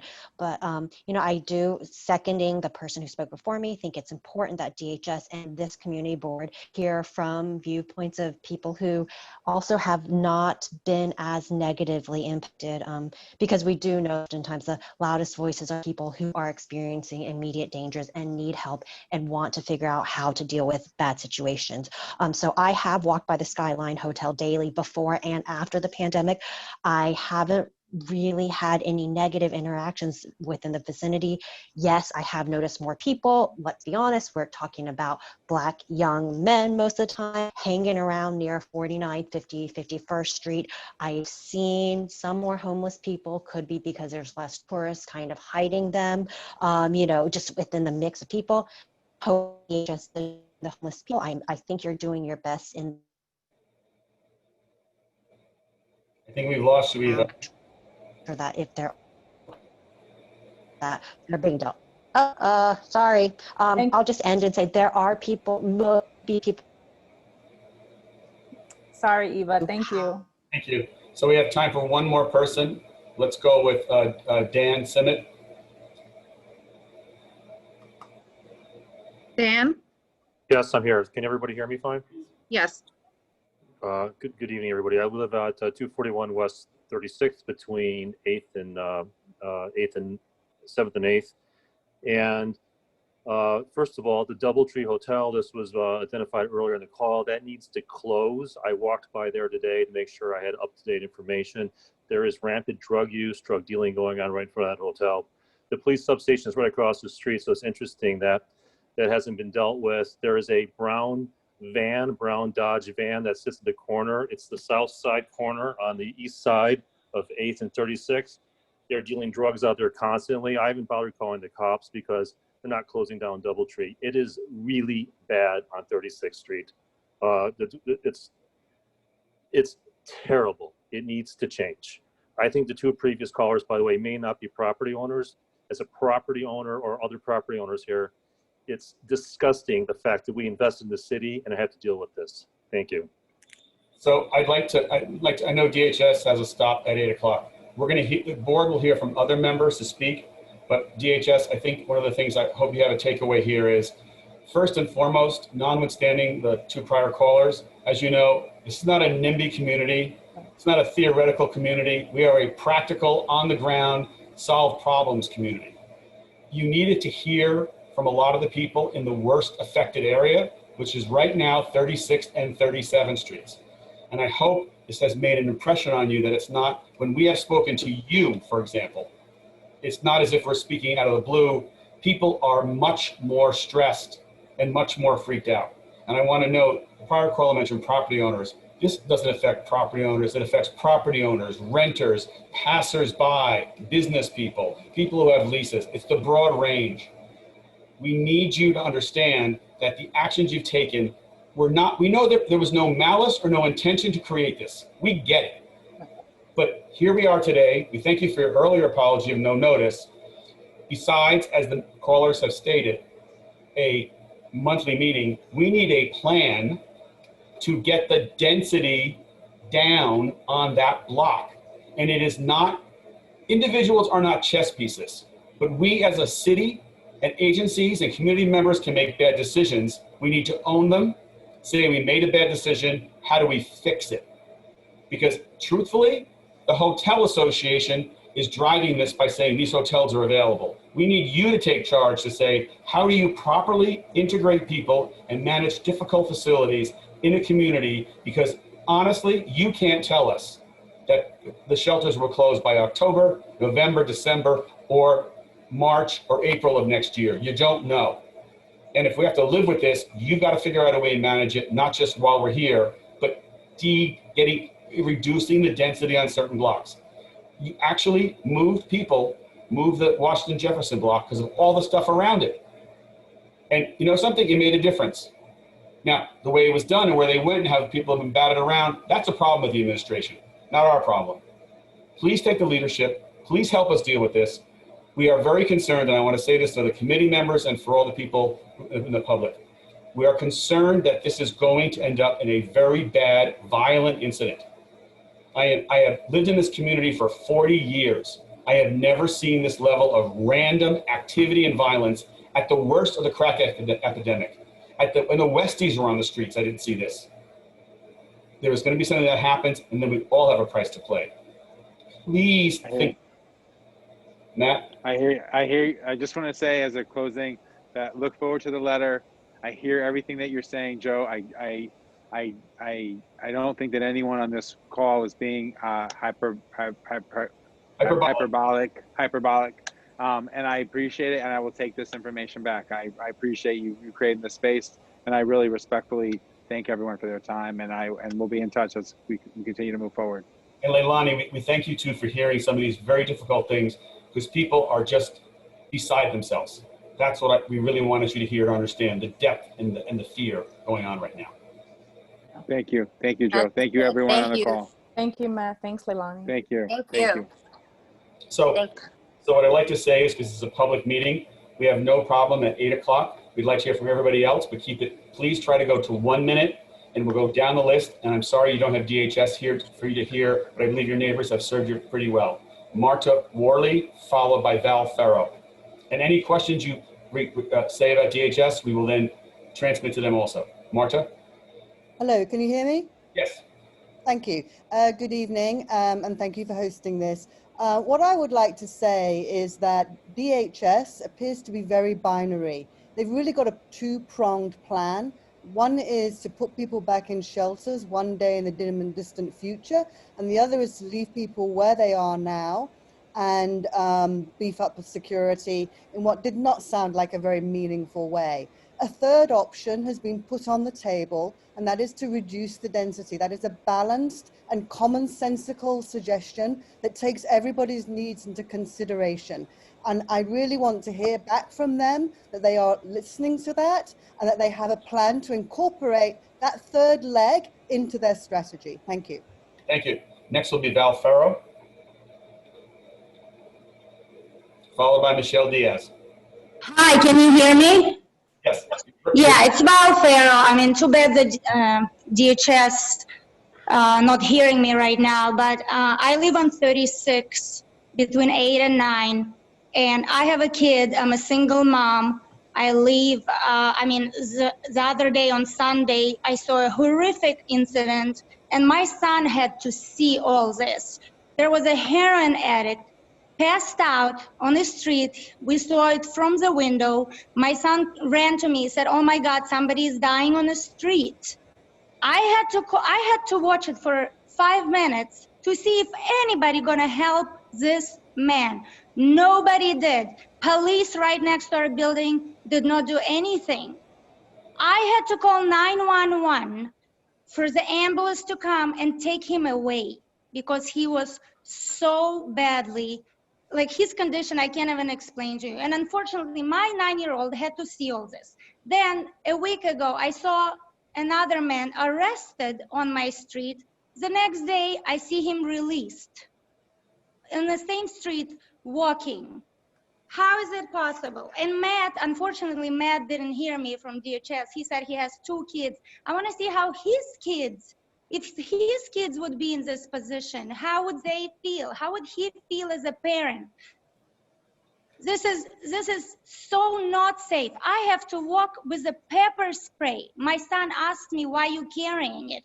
I'm like, "Honey, to protect you just in case if somebody decides with a knife to rob us." Because I always also have a citizen app, and it always says somebody's robbed at a night with a knife. You have 5 seconds. Yeah, I'm just begging. I really need somebody. I think 911 is the appropriate number to call, and not 311 at this point. Yeah, 911 at least helped. They arrived and took him away. Val, thank you very, very much. Yeah, and if you ever need help for me to speak at another point, I will. Thank you. We're going to go to Michelle Diaz. I'll say it, Maria, go ahead. And for our next speakers, for the rest of the speakers moving forward, we're going to do 1 minute. Michelle Diaz. Hello? Yes, you're on. Hi, Joe. Hi, Michelle. My family's been here for generations. I'm actually the executive director of the Hell's Kitchen Heritage Project.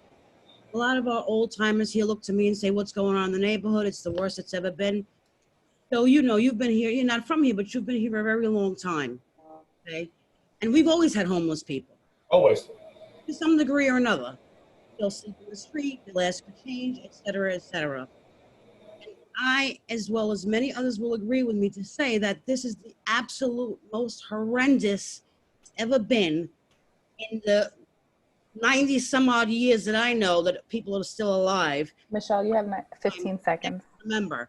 So my thing is that these people are, it's not just the homeless, there's criminals that should be in jail, and there's people with mental illness that should be in a hospital. We shouldn't have to have that going on all the time. We need this out. Thank you, Michelle. If you can hear me. Alan Mark, followed by Randolph Barksdale. I'm sorry we're moving quickly, but we're hitting a good period of time. Yes, Alan, you're on. You're muted, Alan. Alan?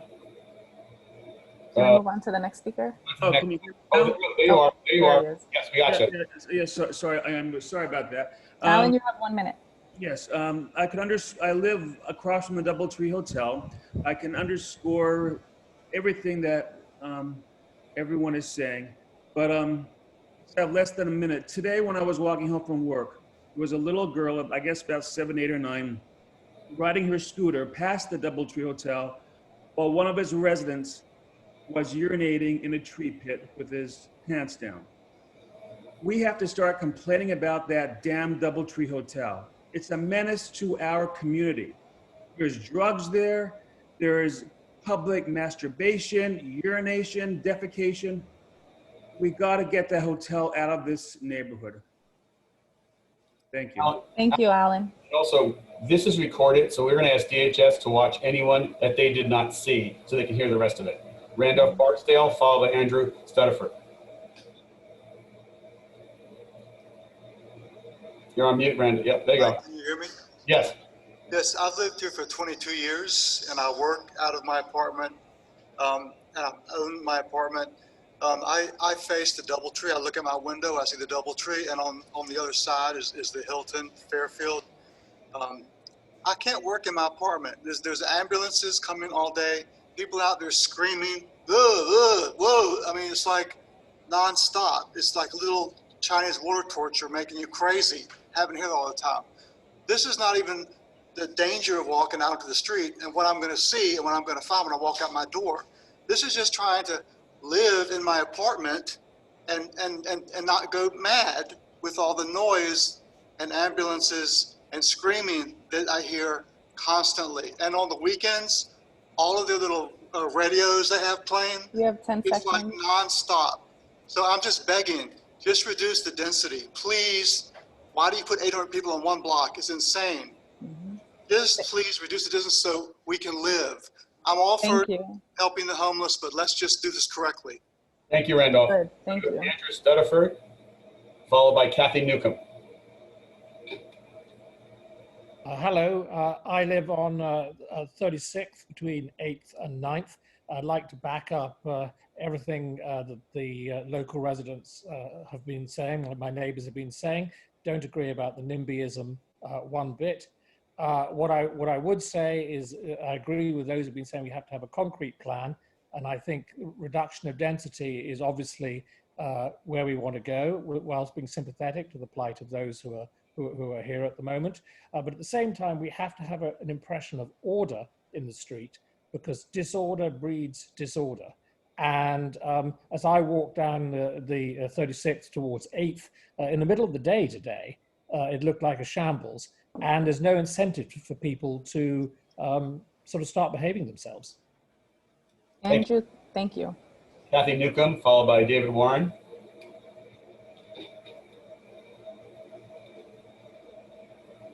So, yes, I would like to know, we've heard so many things tonight from, people shooting up. I live on 36th Street. I have experienced this. I have had people wanting me to buy drugs. I've seen people shooting up. It is absolutely untenable. I've lived in this neighborhood since 1993. I have never seen anything like this. How many stories does DHS, and they're not stories, sorry, what do they need from us? It is just not livable. We can't live here anymore. Paul earlier mentioned someone screaming. We hear that 24/7. The radios, 24/7. The chatter nonstop on the streets. It's not just the quality of life. It's people shooting up. It's drugs. It's prostitution. Someone got accosted on 9th Avenue from a prostitute. You have 5 seconds, 1993. I'm sorry. This is insane. It's insane. Thank you, Kathy. Thank you for sharing that. David Warren, and then we'll end with Esther Cho. Hi, good evening to the committee and Joe. Thank you very much for doing this. I have the luxury, I live in a neighborhood, but I have the luxury of not living on those blocks, which is the hot zone. So, I mean, I'm thinking that maybe there could be some type of way to help these drug addicts. They're there. Let's try to figure out a way for them to work with them.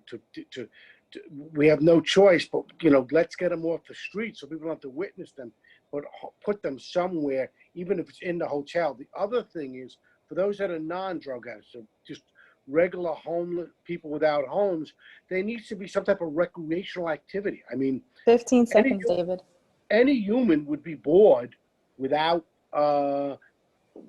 activity. We need to somehow create some type of, within the hotels, they need to create recreational activity so they're not out in the streets going crazy of boredom, to be Thanks, honest. David. Thank you, David. Going on to Esther Cho, our last speaker for the public.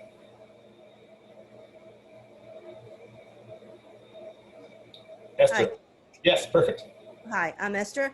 I'm a president of a co-op on 34th Street, and for a while we had, it was similar to 36th Street where there were encampments on Dyer.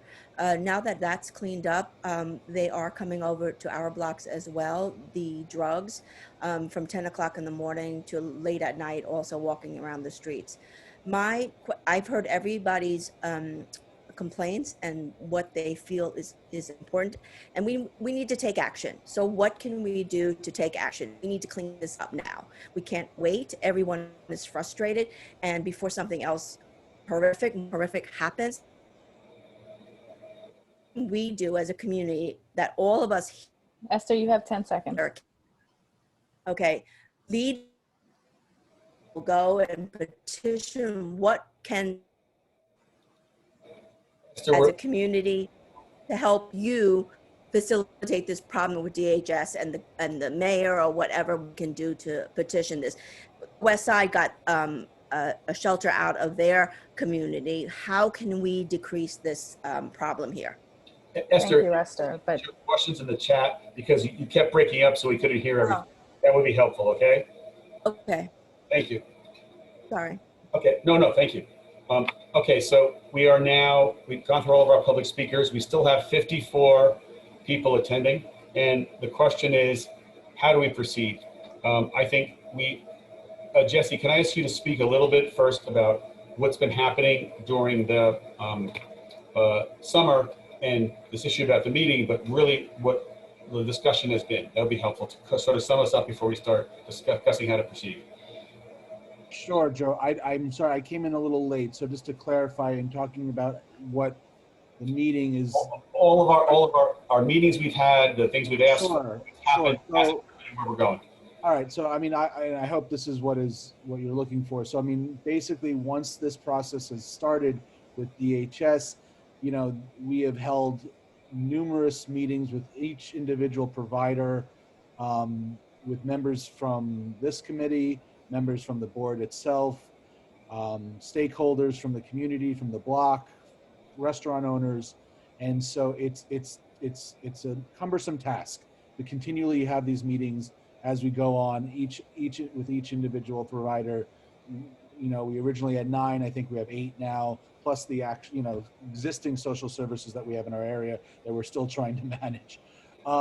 So, one of the things that we have been really pushing for and advocating for, which I think was actually communicated quite well through some of the members of the public, is,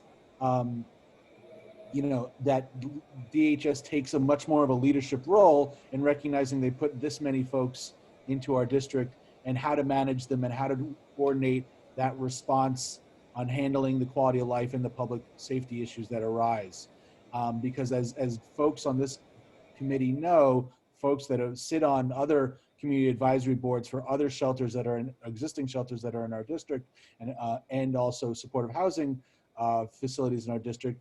These meetings, they take time and they take effort, and you have to sort of work through each of the problems. And the problems will be resolved, and other problems will come back, and it's sort of like a wave. And so you can't just walk away from it at once. And so we really needed DHS. We were really advocating for DHS to take a leadership role, and hold a district-wide, service cabinet with all of the providers, with NYPD, with homeless outreach. So when these problems come up, issues, whether they be individual folks on the street, whether they be a narcotics issue, we have all of the stakeholders there and able to assess the best way to manage it, and it gets resolved, and all of the parties are talking with each other.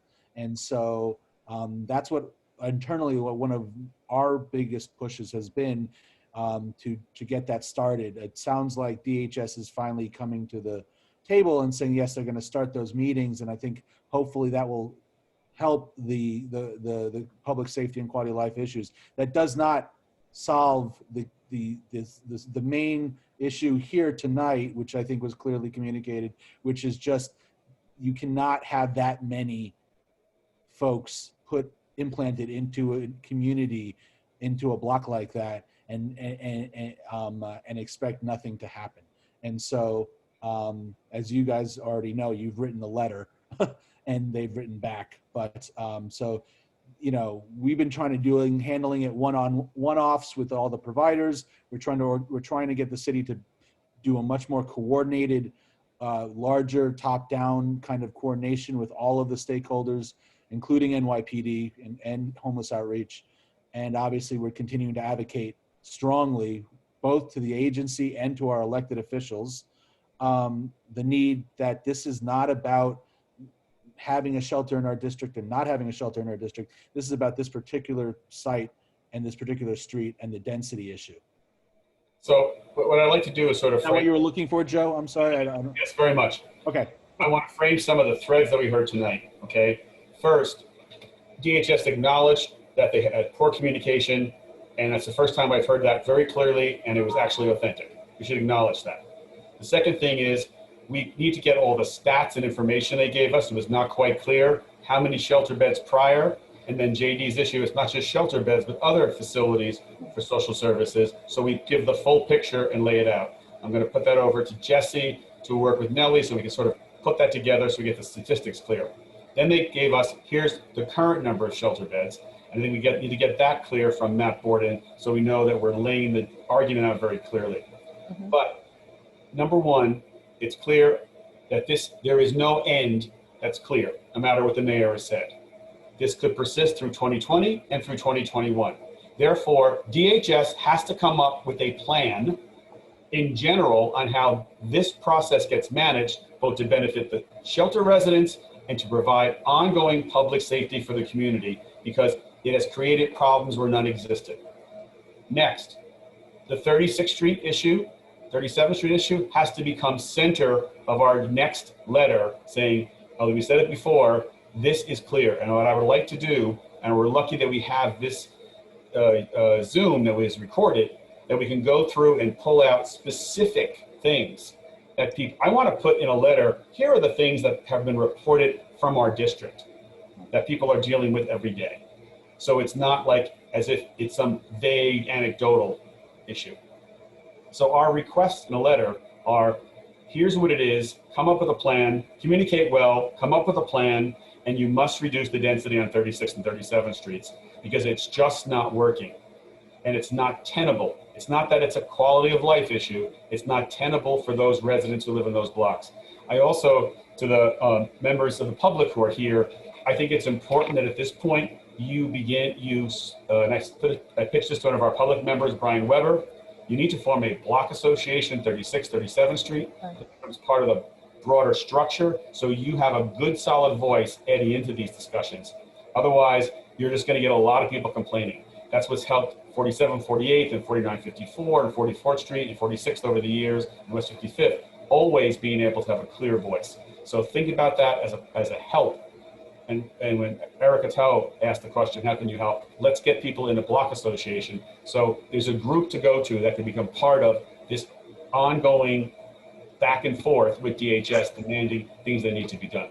So as a general idea, as a letter, let's go around the room, starting with Kate. So I really like a lot of what you just said, Joe. I'm all for, I'm sorry, what? Thank God it was recorded so I can remember when we got to write a letter. Exactly. I guess my only suggestion is I'm a little worried about when letters get long, and I think they get sort of lost. Like, I think that one of the most important things, and maybe like there should be 2 letters. Maybe there should be a letter that says, we need we need de-densification on 36th and 37th Street. We need you to tell us when in the next few weeks you can move you can relocate people from one of those places to another hotel, so that we can get a specific answer. And then separately, I think we need to say, look, we've heard from so many people tonight. Here are all the questions that came up. Here are the concerns generally about how things have been handled. This is what we want to hear in these monthly meetings, and sort of go into more detail. But I really feel like maybe this de-densification thing should be its own letter, just to really bring home the point and get a specific answer. Leslie? Leslie? I think, Joe, your point before, which is very accurate, is that we need to make sure that DHS takes charge and doesn't leave it to the hotels to decide where people go. We need that kind of responsibility, that overview, to decide on community and what should be put in the community. JD? Yes, excellent all around, Joe. I agree with everything. I just want to say one thing. We should not let our elected representatives off the hook. DHS is a city agency. They have failed this community, but so have our elected officials. And they need to be put on notice that they need to help us clear up this situation on 36th Street, 37th Street, and they need to push for a solution. Jesse, like Jesse said, they are also part of the solution, and we need their backing. There might be something in the letter to say, help us out. Josephine? Well, I'm concerned that there hasn't been any discussion on the fact that schools are reopening next week. Some of our schools are going to be utilizing outdoor spaces in order to adhere to social distancing measures. And in one of the schools, they are using their yard, and there was a homicide that took place a couple of blocks from that school. Unfortunately, a homeless person was killed. And so what I wanted to ask DHS earlier is, they talked about the extra security, but we actually need to know ASAP what that looks like. Are they talking about NYPD? Are they talking about hourly patrols? We really need to get specifics on that. And schools are, for elementary students, are opening next week. So we really need to know now what's happening with that. I'm very concerned about this. Dolores? Thank you. Hi. I'm echoing what JD said. We had DHS as a focal point this evening because they were here, but we've had a political vacuum. This district happens to have as our council member the Speaker of the House. That should be the second most powerful. Not the House. Oh, sorry, not the House. Sorry, of the City Council. Okay, sorry, I just gave Corey a better job. But bottom line, that's the second most powerful position in New York City, and this is what's happening in his district. And while his staff is working tirelessly, no one will say for one moment that his staff has not been there alongside Maria and other members of this committee, as well as members of the community, walking the streets, assessing. That walking around and assessing and saying, I hear you, I understand you, has been useless. This is a failure of government. This is a failure of management. And we need to ensure that folks actually take action. We've prescribed already some ways to help the focal point, de-escalation of 36th Street. It's not a request to say, oh, help us out a little bit. It needs to be demanded, which means we need political will, which means the Speaker of the City Council needs to be focusing on his district and ensuring that residents that exist and that are here are safe, as well as the Speaker for the whole city, recognizing that we've done a disservice to all of those relocated shelter residents. So again, I agree with JD 100%.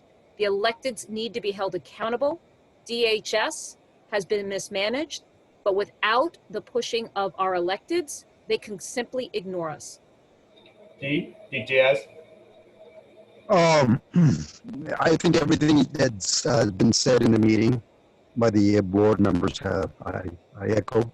I'm in agreement with what's going on. I am concerned about the number of schools that we have in this community and how the opening of schools is going to be affected by the number of homeless people out in the streets, especially those that are persons that have committed crimes in the past. Also, since we've received a great number of people in this community that are homeless, how is this considered? How is this counted in the census? I don't think any of that's coordinated, Pete. All right, and those are just my thoughts. Again, I am going through what everybody's going through, and it's very difficult. And it's a great undertaking in addressing this issue, this problem we have. And that's about it. Joe, can I just make a quick correction on that, just because it's not the most important thing in the room, but Pete's concern about the census, that was actually brought up much earlier we've had so many of these meetings, this was actually brought up much earlier, and DHS does have an answer for that. They do have the numbers. They get them from the providers. It has been recorded, so they do have them. So thank you. Yeah. Martin Treat, followed by Paul Ames. Reduce density and increase security. All right. Thank you, Martin. Paul Ames, followed by. I just wanted to touch on two things. It's already been mentioned, but the schools reopening is going to be yet another social science experiment that we're all in, whether we want to be or not.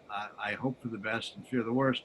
I'm very interested in exactly, sort of connected to that point, exactly how our police precincts and the school safety guys are going to coordinate.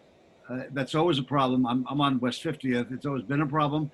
And you know, in the face of this, it seems like such a quaint problem, but it is a problem.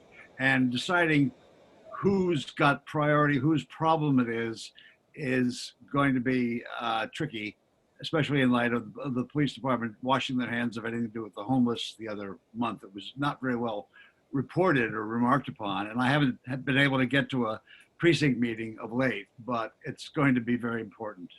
But anyway, and as usual, what you said before, Joe, very good. Hector, followed by Maria, then Lowell.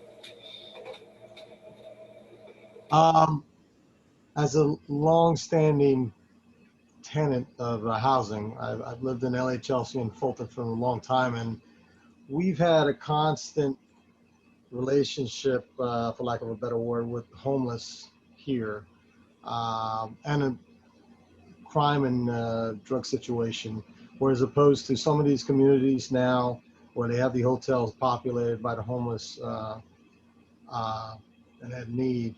They're basically, it's a new situation for folks, and I respect that a lot. You're feeling what I've felt in my community for many years now, where DHS has not stepped up in a leadership role that they should. I echo what Joe has mentioned, and Dolores and many of the others, that DHS needs to really get a handle of this finally and do something a little bit more permanent on a more broad basis than just dealing with these hotels. This is a citywide situation where it's not just happening here, it's happening in other boroughs as well, where basically they're not doing that great a job of controlling the situation and keeping residents of these communities safe and welcome, obviously. So honestly, I believe I agree with everybody else that DHS needs and must do their job properly, finally, and step up and take a proper leadership role and get control of this and not wait for the hotels or politicians to tell them what to do. They need to do their job. So I just want to note that comments from Betty McIntosh about to leave. She says there should be a comprehensive plan to reduce shelter residents. The plan should utilize former shelters with fewer people, plus more hotels spread out. And then she feels that we should make some sort of documentary to show our problems to the mayor and the council and others. For James Wallace, he said this is out of control. DHS is out of its depth, and it appears they can't fix this alone. It has to be done with all of us together. We're going to go to Maria and then Lowell. So just really quickly, I just want to mention the 3 letters that we got. So one letter by Artificial Diva is basically saying that homelessness does not equal, it's a long email. I'm just gonna, the 2 things that stand out is homelessness does not equal being addicted to drugs. And another point this person made in their email is that, that their point is, I don't believe that hotels should be closed to the homeless. I believe it will only force them onto the streets and make it more dangerous for everyone involved. The other email is actually from Kathy, who spoke earlier, and just talked about that there needs to be, DHS has had a lot of discussions and made promises, but it seems like nothing is happening. Donna wrote an email about the skyline and several incidences that have happened there. We also had another email from Catherine, who actually spoke about her and her husband, who've lived in the community 40 years. They're 71 and 84. And what else was I going to say? The thing that I just wanted to share with everyone, I've had so many conversations about this, and just like all of you, especially like JD, Jesse, Joe, Dolores. So the thing that stands out to me right now is that, this is not about putting homeless people onto the streets, right? Thinking about the letter that I just saw. It's about what's occurring on 36th and 37th and for the people who have to live there, and the density and the way that they are in fear of stepping out of their home, even during the day, to do normal kinds of things like go to the store, and how they're being impacted in relation to their safety, their physical and their emotional and mental well-being. And it's not okay. And at this point, I totally feel and believe and agree with what Dolores and JD have to say about our electeds. At this point, it is, to me, beyond DHS. And DHS has impact here, but it is about our electeds and about the administration, the mayor's office, and getting this to happen. It's not okay what's occurring in this community. It was really upsetting to me when I heard that people on 79th Street were going to be relocating. I found out that that was on pause, but that was very upsetting to me, because I even read that the mayor said that that's not acceptable, the way it is on 79th Street. It's not acceptable. Has anybody, if anybody here walks along 79th Street and you see what's happening there versus what's happening on 36th and 37th Street in this community, it's a very big difference. And if I lived on 36th and 37th Street, I don't know what I would do. I would probably move, to be quite frank. And it's just not, it is untenable. And this letter, it needs to be stronger than our last letter. And we just got to work really hard on this and get this to happen. Something has to give. Something has to give. Lowell. Brava, Maria. Brava. Hi, for those of you who don't know me, I'm Lowell Kern. I'm the chair of Community Board 4. I first want to thank Joe and Maria for running a great meeting tonight and for all of their efforts on all of this. Gail Brewer's office has been working on a letter to DHS as well. And that letter hasn't come out yet because I'm going to be quite frank here. Most of our electeds are too scared right now of the press to send a letter saying people need to be relocated. I've been going back and forth with Gail's office, Brian Lewis is on this call. Brian, if you can give us an update on that letter, that'd be great. But they're up until yesterday, the letter said relocate, and some of our electeds got cold feet and started pulling that out of the letter, and I don't know where it stands as of today. But I'm disgusted with the conduct of our elected officials. And while I understand what Dolores and JD said about getting them involved, I really think that we have to keep putting the pressure on DHS directly, because our electeds are too scared of the press right now and the offices they're running for, next time around, that they don't want the bad press that happened on the Upper West Side. And it's disgusting to me. And I really hope that this committee comes up with a very strong letter to DHS that says, you've got to do this. And if we want to put in a separate letter to our electeds to try and get them to move, that'd be great, but I'm not holding my breath on that. So, I will note that there's a number of people attending the meeting from various elected official offices. They've heard a lot, and some joined early, some joined late. They'll be able to look at the recording on YouTube. I think this meeting is very important because we have gotten out a clear message that this is nothing to do, except we only had 2 speakers say this is a NIMBY issue. My Lord, this is not about a NIMBY issue. There are people, there's a 96-year-old world famous artist trapped in his apartment because he's scared to come out on 36th Street. That's real, that's present. There are people who walk out of their homes and literally are looking out their windows and seeing someone ODing. I have looked out of my window on 35th Street and for the first time seen prostitution since the early 1980s. This is a different world we're in, and it all has happened all at once with the relocation of the shelters. It is not all shelter residents. It is not anything like that whatsoever, but the process has not been managed. I think we've made that very clear. We are at 8:40. I think we've done a damn good job, but I want to take a quick vote on the bare bones of the letter we described. How do people feel about it? Yes. Yes. Please raise your hand so we can count. Millie, do a count. Members, raise your hand. Oh. 80. Okay. So it looks like it's unanimous. Great. Okay. And again, we'll be working on it during the next week. It won't be done in a second because we have to think it through. And we'll send it around to the committee members for your response and editing too. Okay. Jesse, can we possibly take up the budget issue at our executive committee meeting and just have the members add in if we email around to them the current budget items? You can have that. That's fine. I would still, you still need to vote it out in October. Right. So if you want to have you want to have a conversation, send stuff out, get members of this committee send you what they think it should be reprioritized, however that is, and then you have a rediscussion of that conversation in October. You can do so. We have another month, and then it gets voted out at the November full board. So in terms of the go ahead, Maria. I was going to ask, so we need to work on the budget for the fiscal year 2022, correct? Yes. Yeah. Yes. And so what I wanted to ask the committee was actually to email Joe and I. Jesse, do you need to be included in the email? Nellie should be really included, but I'm fine with being included as well. But it's, again, so then really just to be clear, folks should be emailing. People can be emailing, but it should not be a committee conversation on email, right? There's a right. So there's, you can ask for submissions, but then the debate and the conversation about that priority, which comes first in line. So I was going to elaborate. Yeah. So yes, as Jesse said, there can't be a conversation in email because all of our meetings, all of our conversations and discussions are supposed to be public. What I was going to ask is that each committee member send myself, Joe, and Nellie an email indicating, I need you guys to look at the budget. It's in the Dropbox. There's a budget for capital, a budget for expense requests. Look it over. There are also some responses from the city agency.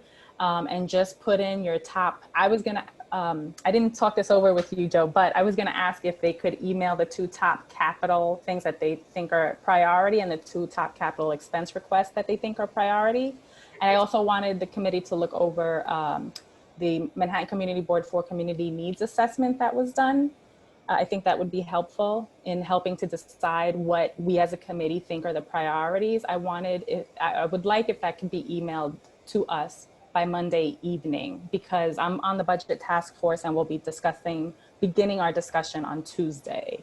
And then in October, we can discuss it in more length, right, Jesse? If the needs assessment is not in the Dropbox already, you can put that in tonight and it'll be I thought there. it was, that's where I saw it, but it's also on the website. That's what I'm saying. If you didn't see it there, we'll make sure it's in there, but it should have been in there. So, so again, all committee members will get the last year's budget with the capital and expense priorities, the community needs assessment, the district needs, the statement of district needs. You have all the information, and then just start to mail back to Nellie, your concerns, thoughts about it. So we'll be prepared to discuss it at our next meeting.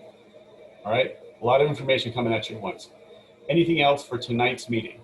I have just one piece of quick good news that I don't know if we remember, but Brad Hoylman's office had actually provided with a new funding avocation last year. If you remember, he had state money that he gave us the responsibility of suggesting where some of that state money should go, and that's sort of slowly coming back around actually. And so it's moving to the next stage. And the two items that we had made priorities, one was the infrastructure project for Fulton houses, which has been on your capital list for years now, is one of them. And then there's an education request that was included in that as well. And so both of those are moving to the next stage. It's not complete, but Brad's office, I believe, is going to make something, announce that shortly, but I just wanted to give you guys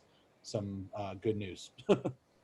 Have Nellie give us the details of what those two are so we understand what it is. So we get it, we'll know what's going on. Sure, we'll send the letter out that we sent out so people understand what we were advocating. So for the public, the 39 of you who have hung in through this, I want to thank you all. Wait a minute, Joe, before you end. No, new business? Yeah, old and new business. I just wanted you to give an update about the NYCHA working group.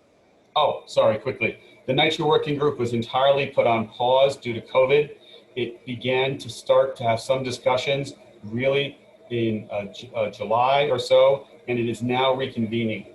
We've actually had one meeting of the finance subcommittee, and it's unbelievable that we're starting to have these conversations again. And I think the oddest part of this whole discussion is the fact that the economic situation is so much worse. That means interest rates have gone down. That means there's a greater ability to borrow because the money is cheaper to do some of the NYCHA repairs. In the weirdest way, this disaster may be helping our whole plan for Chelsea NYCHA. Unbelievable. But we're just starting, and I'll tell you that our meetings are going to really start in late September, early October, and we'll be able to report back in a much better way after that at our October meeting. So do I hear a motion to adjourn? JD, yes. All those in favor, raise your hand. And I want to thank all the members of the public who stuck with us, and very much I appreciate your attendance of the committee members and really engaging in this weird. Bravo, Maria, bravo, Joe. Thank you all. Thank you, JD. Thank you, Nellie. Thank you. You're welcome. Great job, Nellie. Thank you. Thank you. Great job, everybody. Thank you. Thanks all. Good night.